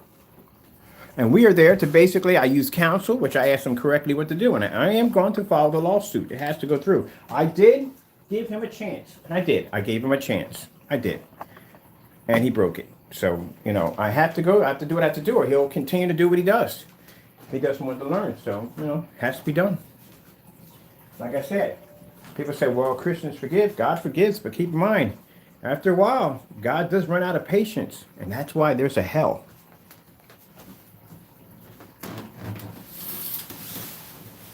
You read Revelations in the Bible? Yeah. I'll tell you something right there. If you read Old Testament was something. It was something. Some of the sins that you committed now on an everyday basis, you would have been stoned to death. Literally. They would have stuck you and your family in a large pit, and you would all have been stoned to death. They don't believe in killing the one person. They'd have wiped off your bloodline completely. Yep. Yeah. God is still merciful. Because think about it. People say, well, he's not merciful. Well, if he's not merciful, think about it. You're an incredible, amazing, insane, intelligent being. You can read the thoughts. He can read your thoughts right now. Everything you're thinking right now, he can read it. There's nothing you can hide from him. So everything that you think, everything you do, God knows it already. He knows what you're going to do before you're going to do it. And if I sat and imagine if you were a guy and you sat there and you said, man, all man does all day long is defy me. They just defy me. They run around the earth, not just man, women, everybody. Show everybody they defy me. They mock me. They make jokes about me. I'm going to wipe them off the planet. That's what happened with Noah. God got tired of man and decided to wipe out the existence of man. Do you understand how close we came to being wiped off the face of the planet? I mean, literally, we came very close to being wiped off the planet completely. Yeah, you read about Noah. Noah's a very, very important story in the Bible. Very important story in the Bible. God got tired of man. There's a point he got tired of man, and he was going to wipe off the existence of man with a flood. Everybody. Because Noah was basically a God-fearing man, he decided to spare man. And he put Noah and his family on. They didn't have any skills of carpentry whatsoever. Probably had a little skill of carpentry, but nothing to build a boat. The size of that boat was humongous. So he gave him the information to build that boat because this flood was coming. His family needed to survive. And Noah was so compassionate about the people that were in this sinful city. He said, let me go out and find somebody. I mean, they all can't die. Let me send somebody. Couldn't find anybody. So when the flood came, the people mocked. You know, they mocked him. They mocked Noah. They thought he was a joke. They thought he was crazy. They called him insane man. He drank too much. They mocked him the entire time. This man is out there building this giant ark. Think about how much faith you got to have. You're out there building this massive ship. And the people in the town are calling you crazy and psychotic and nutcase and all these things. Oh, he must be crazy. They're probably harassing his family. They're probably harassing everybody that has anything to do with him. He's crazy. So. God's not talking to him. But when that rain started coming down, as people were beating on the side of that boat trying to get in, you don't know, try to open up the boat. He tried to open up the door to let the people in. But God said no. They had their chance. And he shut that door and they drowned. And then Noah, they started all over again. That's where the rainbow comes in. The rainbow is a covenant between man and God. It's a contract. That the next time God comes back, the world will be destroyed by fire. Yep. A lot of people don't want to realize that. They don't want to accept that. But you have to accept that. That's how it is.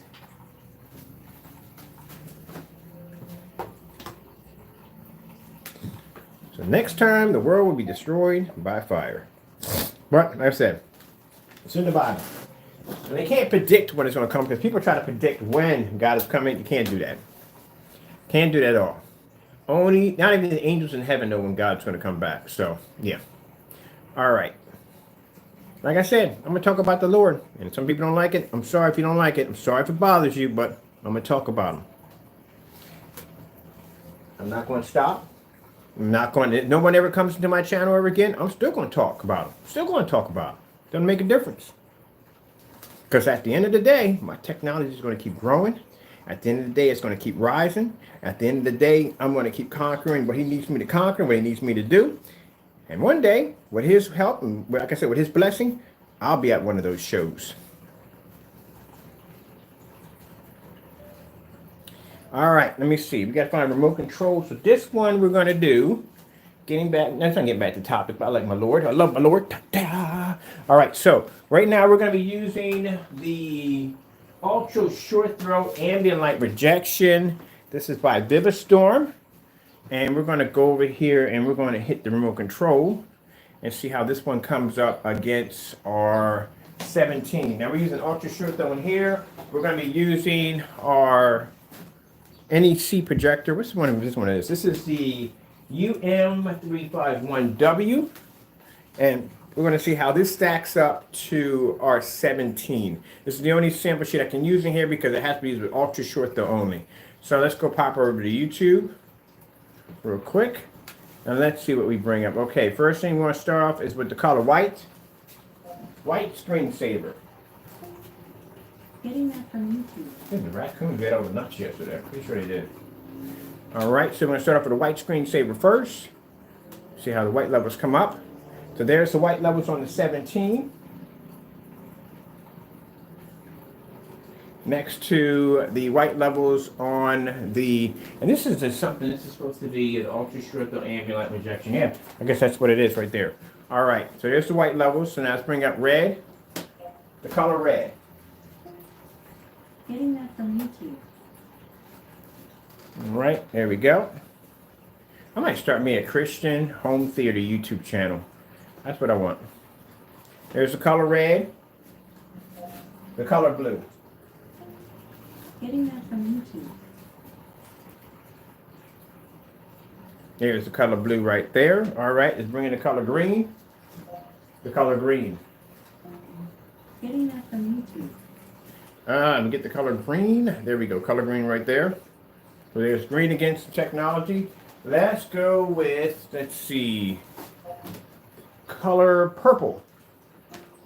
Getting that from YouTube. I got a weird feeling it's gonna bring the movie up. Yep. Purple screen. Getting that from YouTube. Purple screen right there. So as you can see, as I said before, it's a black screen. It's going to pull better contrast. White levels on the 17 are extremely good, but white levels are going to be higher here because the screen is lighter than the our black technology. But as you can see, we can pull up color, we can pull up contrast, the whole 9 yards. Let's go do gray screen. Getting that from YouTube. There we go. We're going to do the dark gray first. There we go. And let's go switch from dark gray over to light gray. I'm going to put my lights on here too also. I don't like it to be too dark in here. So it's not dark in here. It's a little dark in here. All right, there we go. So we're at light gray.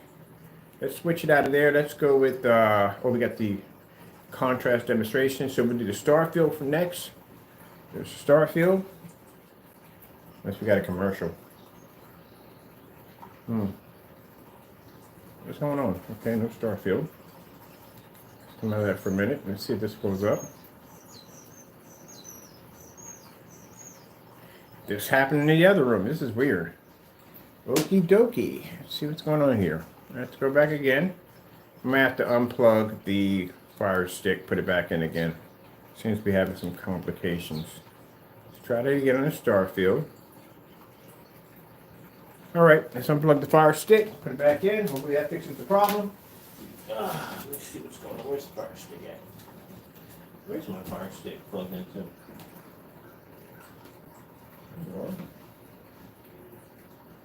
Where's that fire stick plugged into? I know fire stick has to go here somewhere. How are you running this thing?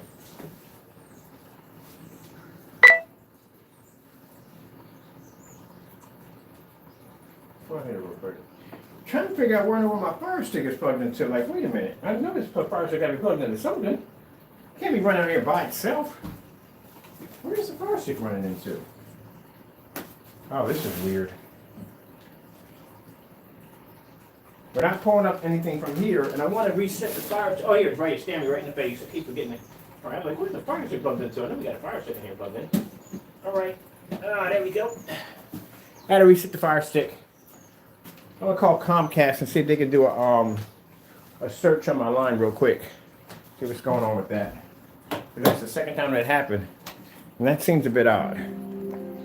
There we go. We can get back to where we're at.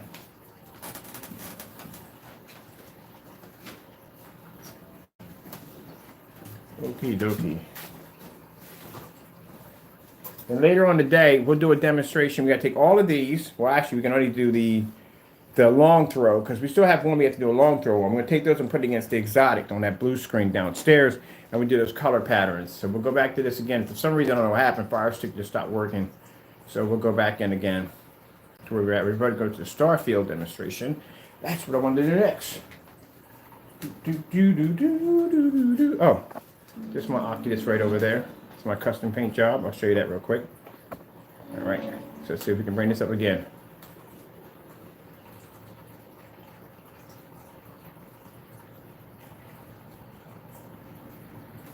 Wow, all right, I don't know what's going on. Can't plug with Starfield. It's not, we unplugged it, put it back in. Huh. I don't know what's going on with it.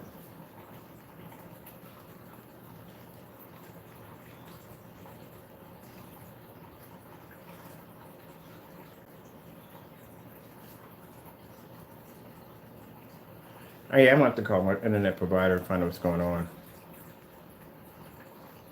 I don't know how this would have anything to do with internet. It's not transferring for some reason. For some reason, something's not reading here. If the Wi-Fi wasn't running, none of this, you wouldn't see any of this at all, period. If the Wi-Fi wasn't running. Let's come out of here for a minute. I'm gonna go see if I can pull up anything at all and see what happens.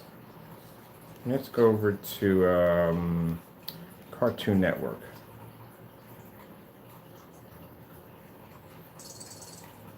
It's YouTube. Yep. So that pulled up with no problem. So it's definitely something with YouTube. I don't even have an account on this one.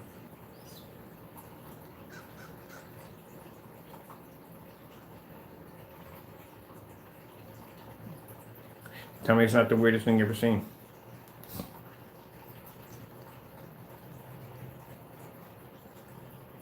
Well, at least I got all the colors in there. That's good. I got all this demonstrations done. I'm going to have to come back later on and do this again at night, which would be nice. You have to get the lights out. Which is, it's kind of weird. Like everything else is running. No problem. Let's see. Tropical fish to run. And it's a hiccup in the system. I don't know. It's not running. But that's weird because we have YouTube running in the next room.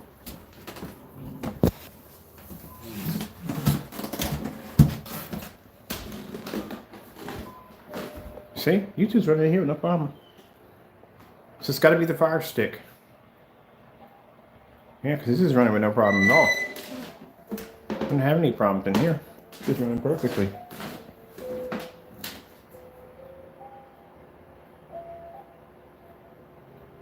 So what is going on in here with the Fire Sticks? Huh. See? Weird.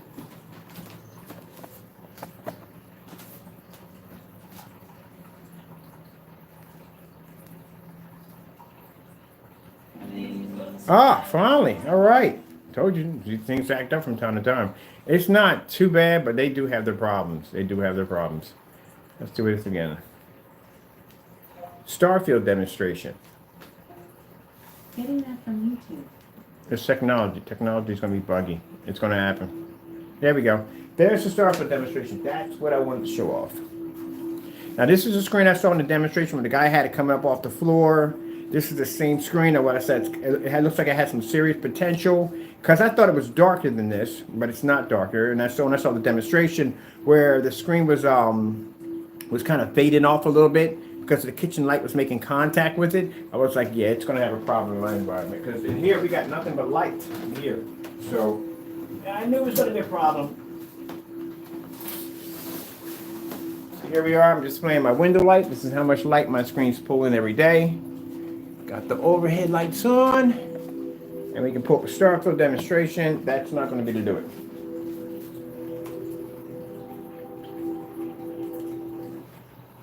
Let's go over to New York City skyline.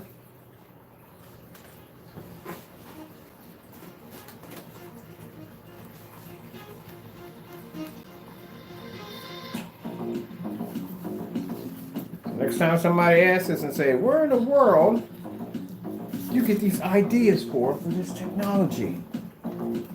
My Lord, that's where it comes from. Oh my God.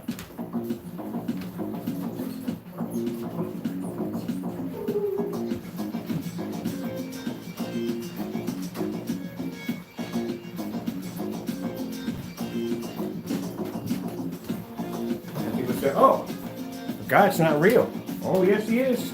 That's proof right there. Do you have any idea how many different screen paints that I have developed? How many different combinations of formulas and chemicals that I've actually designed? All that knowledge comes from him. Never went to school for chemistry. Don't know jack about how to use a Bunsen burner. Or I know I use test tube as far as it goes. That's it. It's not like it's taken me years to develop technology. I'm doing it 20 minutes to an hour, even a day to develop technology. Passes every single test we throw at it. You know, God does exist. There you go right there. And people say, oh, no. No, I didn't go to school for chemistry. No. My mathematical skills aren't all that great. You know, you have to know really good math in order to know chemistry, right? My math skills are there, but not in that particular level. There's no trigonometry, no pi, no quantum physics, none of that. No. It's just that whatever he gives me, I understand it. If I involve something that involves quantum physics or microphysics, I understand it. But I only understand it for that purpose of what he has me design. Anything outside that area, I don't know anything about it. So say, hey, one day Lord wants me to build a hydro-electro nuclear reactor, right? He gives me the blueprints on how to design one. I can build it. I have that faith. I know he'll give me that. I don't want that ability. Well, I know what I want something to begin with. But he will give me the knowledge of what I need to build and construct that object. As we're trying to explain how, can't really tell you that one. I just know. So when he has something ready for me, sometimes it's in the middle of my sleep. Sometimes I can be sitting there doing a video and the idea he'll bless me with the knowledge in my head. And the more faith I give him, and the more I basically trust in his name, the more it keeps advancing.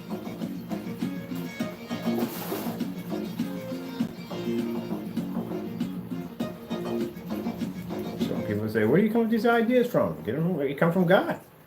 Where else are they going to come from? And I love saying that because that allows me to be able to see the wolf in sheep's clothing. Because any man that sits there and tells me that, oh, it's not from God, and then you're not a man of God, and I don't want to be bothered with you. I don't even want to do business with you. Nope. I'll turn down your money. Your money's no good here.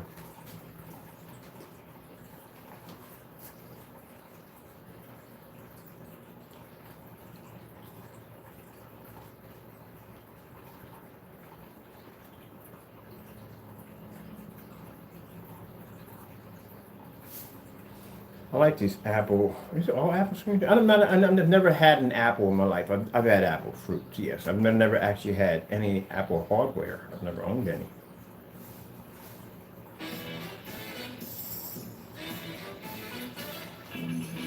That's hot. I like that.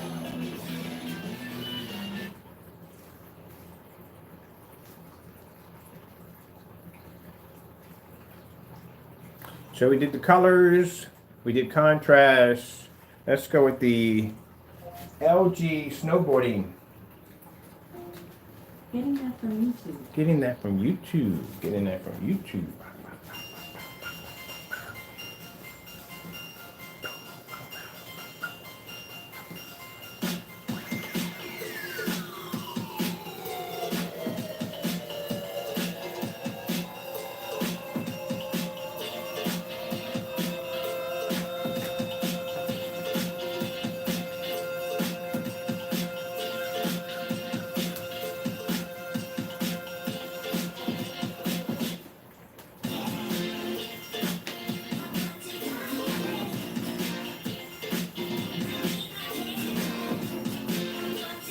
I think we're going to make a projection screen out of a shower curtain. That's about right. Yeah. We're going to do a shower curtain. I think next week, we're just going to paint some crazy stuff. We're just going to experiment and paint some crazy. What can we make a projection screen out of? Look at some crazy stuff. So I'm going to Amazon, buy a whole bunch of craziness, and then bring it over here, and we're just going to paint all kinds of random stuff.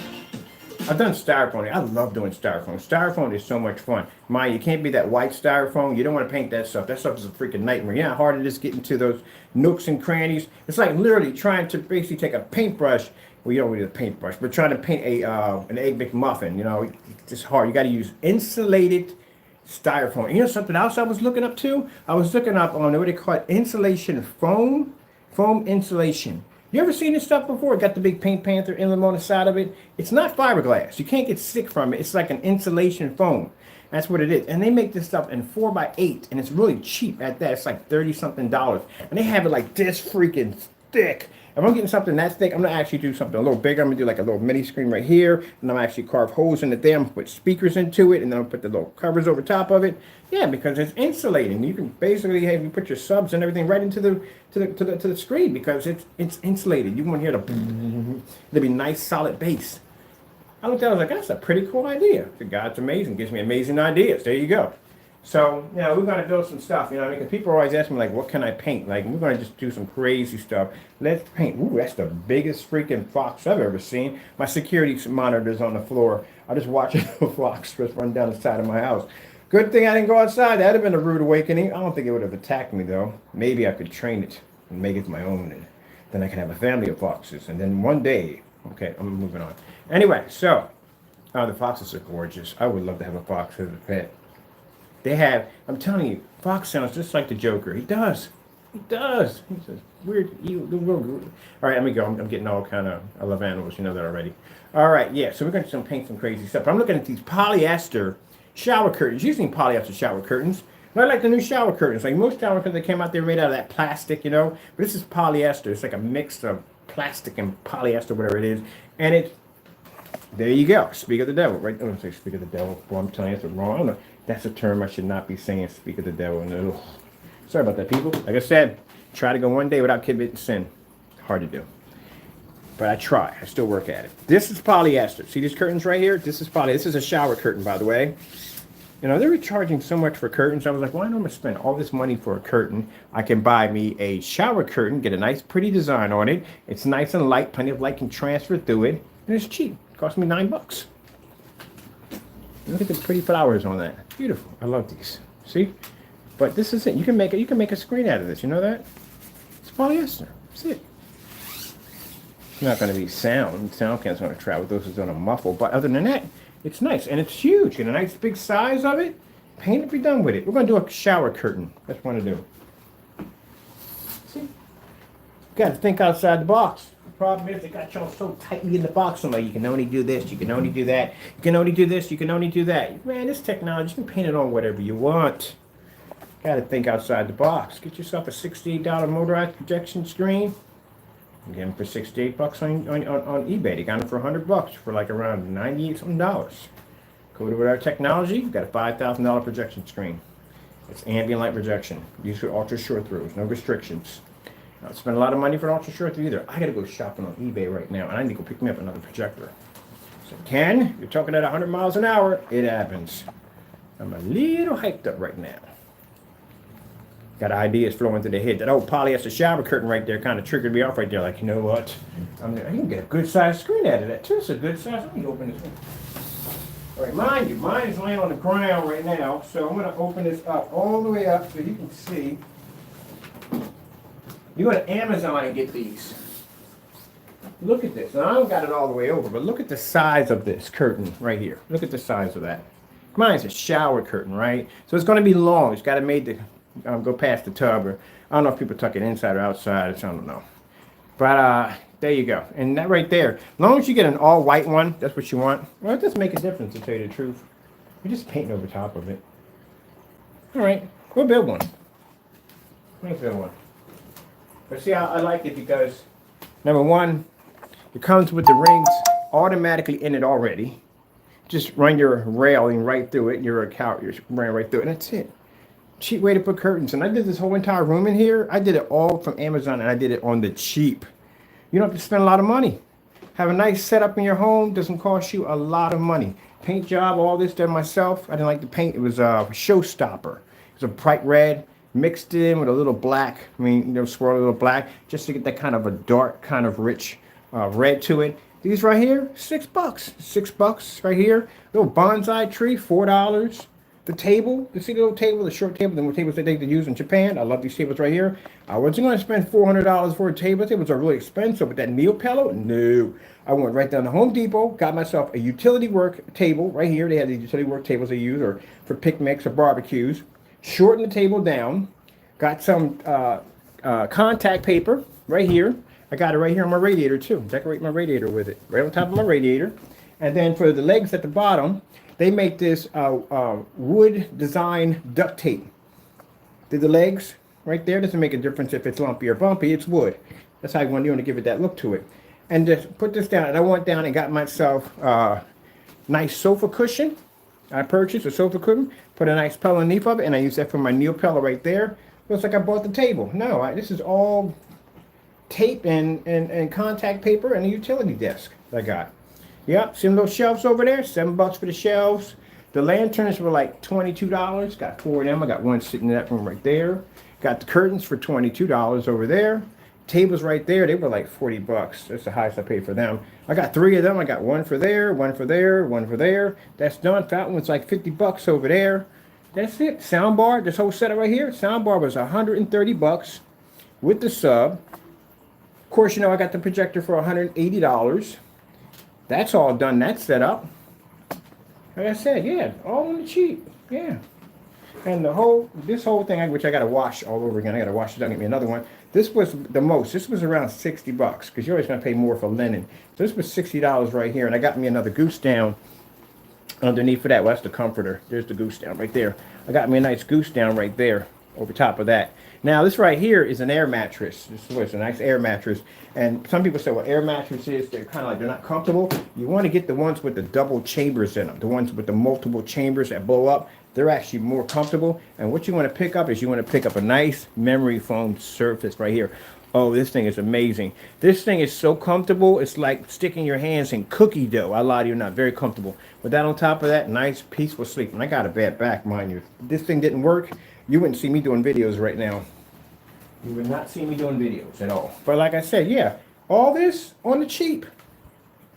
That's all. Your nice little, however you have a way you want to set it. I got a friend right now, I'm giving her tips how to turn her room into like she's in Paris. She always wanted to go to Paris, so I'm actually showing how to convert her room to make it look like she's in Paris. And I'm showing her paint tips on how to give that wall that kind of antique look to it. Real easy to do. You know? You don't got to spend a lot of money to decorate your house. All this, like I said, all this knowledge, everything you see in here, everything, anything you see me do like this is all from God. It's all his knowledge. Blesses me to do this. Wait till you see what he got planned for outside. Oh, I can't wait to see what I'm about to turn the deck into. It is going to be crazy. All right, real quick. You ever go to IKEA and you see them little setups they have? Like, you know, it's like a setup like you're in a warehouse, but it's actually like you're actually really at home. That's what I'm going to do to the deck. I'm going to give the deck a kind of look like you're actually in an apartment or a home or something like that, but you're outside the entire time. And first thing I got to start with, I got to dismantle the grills out there because they got to go. Because I'm putting in a makeshift kitchen in there that's going to be all run off solar powered kitchen. I'm actually going to get, like I said, I got that Delta Force 1300, and I'm going to run the entire kitchen. We're going to get ourselves an what's it called? The air fryer oven. Oh, I saw what those mini ovens they have. Beautiful. Get one of those. Maybe a little mixer out there so I can make some drinks, refrigerator. Oh, I cannot wait to get that all set up. That's going to be freaking cool. You'll see when I get done with it. It'll be pretty cool. All right, so let's see. Let's do the LG Beta Fish. Beta Fish. Wow, that is the biggest, fluffiest dog I've ever seen in my entire life. Oh, you fluffy dog, you. Wow, he's huge. Wow, he is gorgeous. Wow. Man. That's the biggest dog I've ever seen. Well, I've seen some big dogs, but good Christ, that thing was fluffy. So fluffy. All right, we're in the wrong place right now. LG Beta Fish. Getting that from YouTube. One of these days, she's going to reply back like, no. I'm tired of you asking for stuff. You never give me anything in response. When I get to watch what I want to watch? Oh, it's going to be a time where we're going to have arguments with technology. I'm not looking forward to that. Hopefully, I'm not here by now. And technology is just going to have an attitude like, TBR, like, not today. You watch way too much TV. I think it's time for you to read a book. Yeah, that's going to happen one day. You give it too much artificial intelligence. Like your friend said, it doesn't freak you out to have these multiple of these laying around the house. Don't you think they might be thinking? Like, no, we haven't gotten that point yet. Probably have, but I don't want that kind of technology.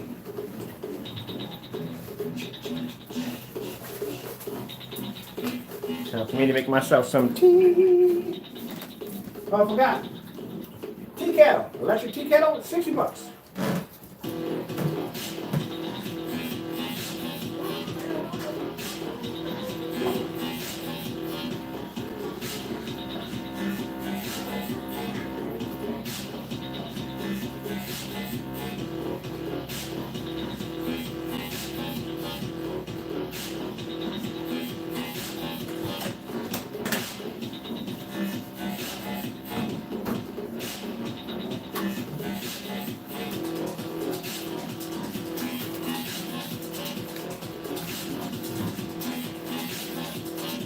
Some good tea.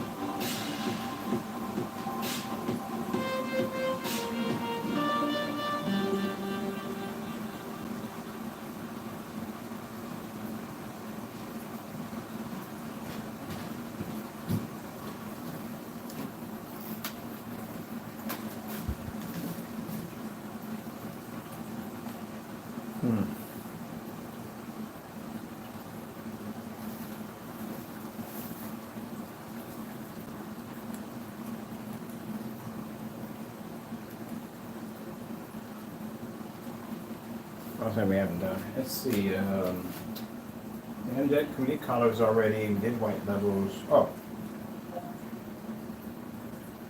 white screensaver. Getting that from YouTube. We gotta go through those. White screensaver. Not that. No. Getting that from YouTube. All right. I'm doing that one. Let's get to the colors and snow. There we go. See? Too high of a white level. Can't really see the detail on the trees or nothing. Just snow blind.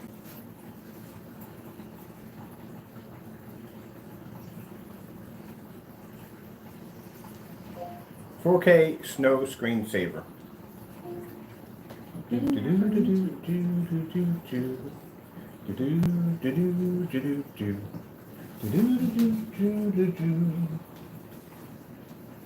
Oh, here we go. Back to this again.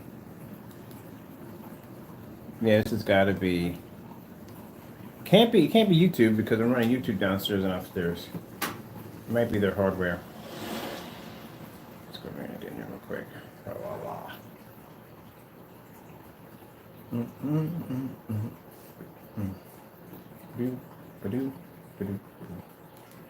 Now I'm going to go back to this because I need that to show up because I need to see that one.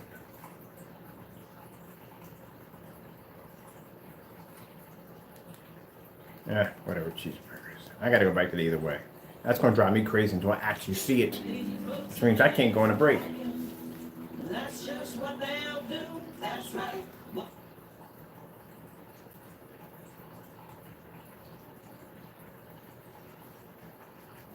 I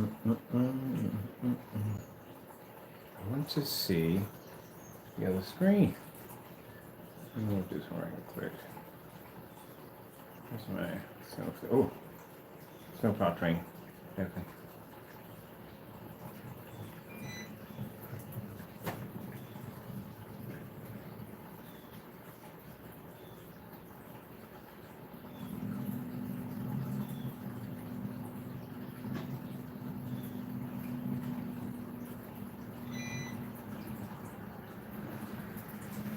That's gotta be a peaceful job. It's driving trains in the snow. All right, let me see what's going on with this one right here.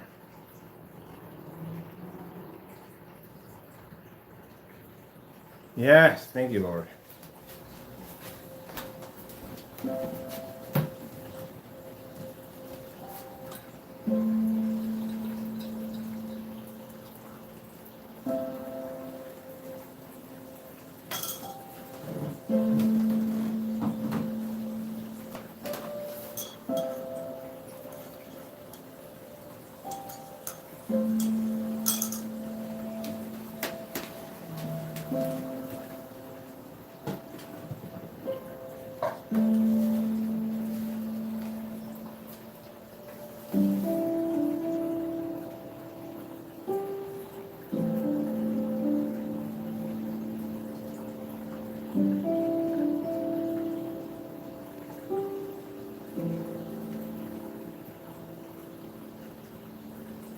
All right, so we tested against the 17, we tested against the 12, we did white levels, contrast levels, we did colors, we did everything.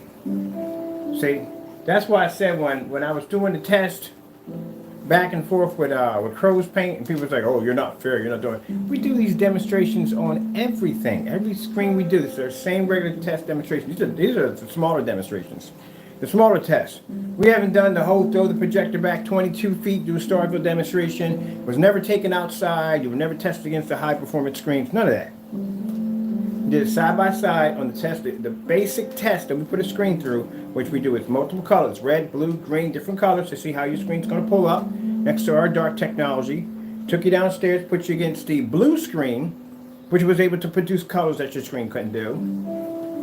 All those contrast, white levels, everything. We even did white levels on your screen, something that you will not do contrast on your screen. So we did everything. We did the whole mill.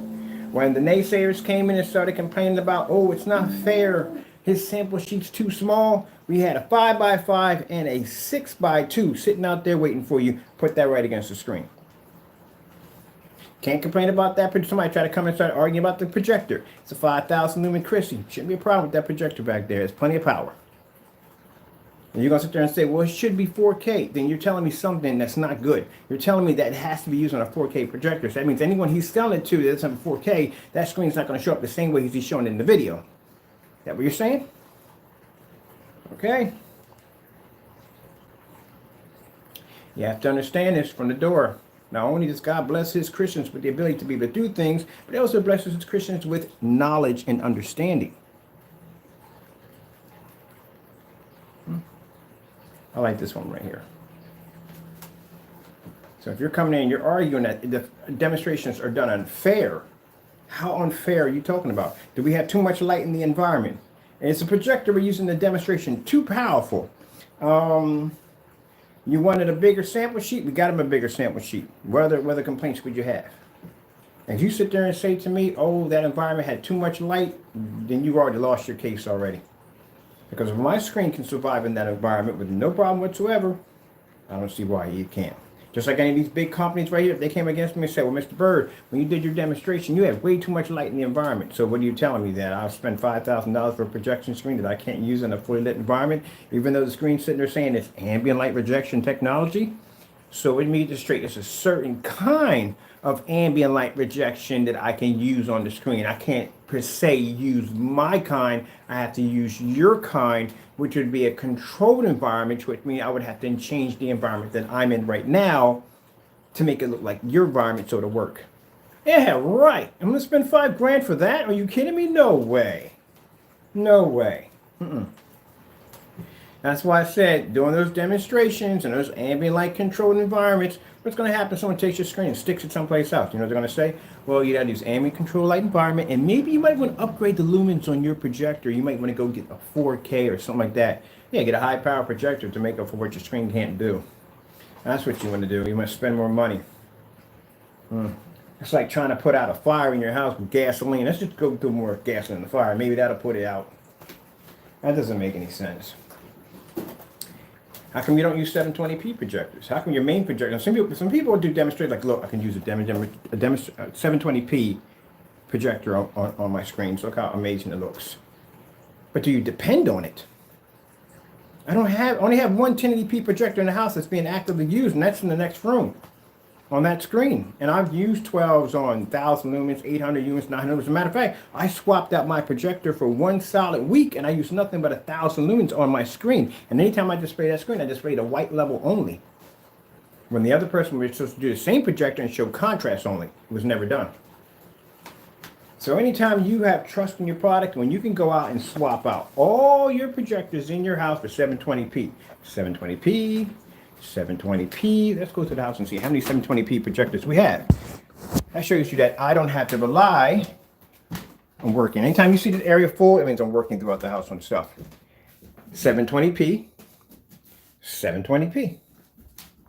These are my main projectors I use every day for my home.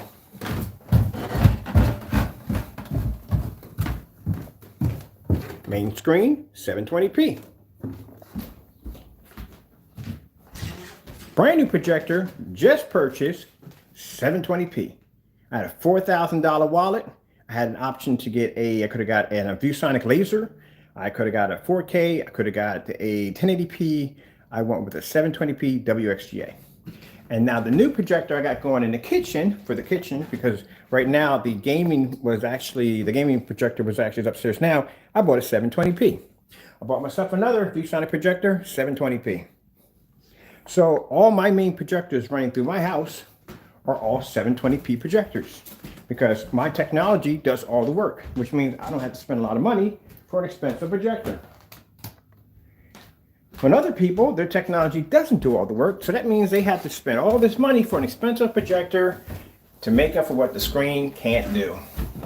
And even if they show you a demonstration by saying, hey, look, my screen works with 720p, but do you depend on 720p? No, you got to switch back over At the end of the day, they might show you a demonstration on 720p, but I guarantee at the end of the day, they're going to switch back over to a 4K or a 1080p projector because that is the only way their screen's going to look somewhat decent. And they're going to be in a poor lit environment. And that goes for the big companies too, because I watch your demonstrations, which are very, very expensive projectors, and you still can't do what my 720p my setup can do. All right, well, with that being said, oh, that screen you just saw sitting on the fireplace, that's a 17. We're going to do some demonstrations of that today. I forgot about that one. And if I don't come on that, I'm gaming, because I'm pretty much done for today, to tell you the truth. That's just for fun. I need to test this stuff out to see where it's going. Yeah, we did that one already. Let's see. Yeah, that's pretty much basically about it. I got to get my orders ready for 2. Ship out day is, I think it's going to be on Saturday or Friday. Let me check with the driver and see what she's got. So we're going to order another 32 containers for this week. 2 choices are going to happen. Either we run out of containers, which means after we run out of containers, any orders that won't be going out. We run out of containers, that means those containers are completed. All right. That means that if you place an order and those 32 are done, that means your order goes for next week. I'm sorry, but we're only going to do a certain amount of containers a week. If we don't run out of containers and we have enough left over, then that means the last day that we're going to be taking orders in will be, if it's on a Friday, it will be on a Thursday at 12 o'clock. That'll be the last time you can put an order in. Or if it's on a Saturday, Friday will be at 12 o'clock. All right? Okay, with that being said, I am going to skedaddle out of here. Get something to eat, because it's time for me to have breakfast, which I'm just having breakfast. I've been up since... I woke up at 2 o'clock in the morning. Don't even ask why I was up 2 o'clock in the morning. But apparently I woke up 2 o'clock in the morning. Man. And I couldn't go back to sleep. So I was like, I'm going to do the demonstration on the screen so bad, but I have to wait. Oh, that's part of the Starfield. I was like, what the heck is that in the side of my screen? My dad's a Starfield pushing through. All right, with that being said, thank you for your time. I have to go, and God bless.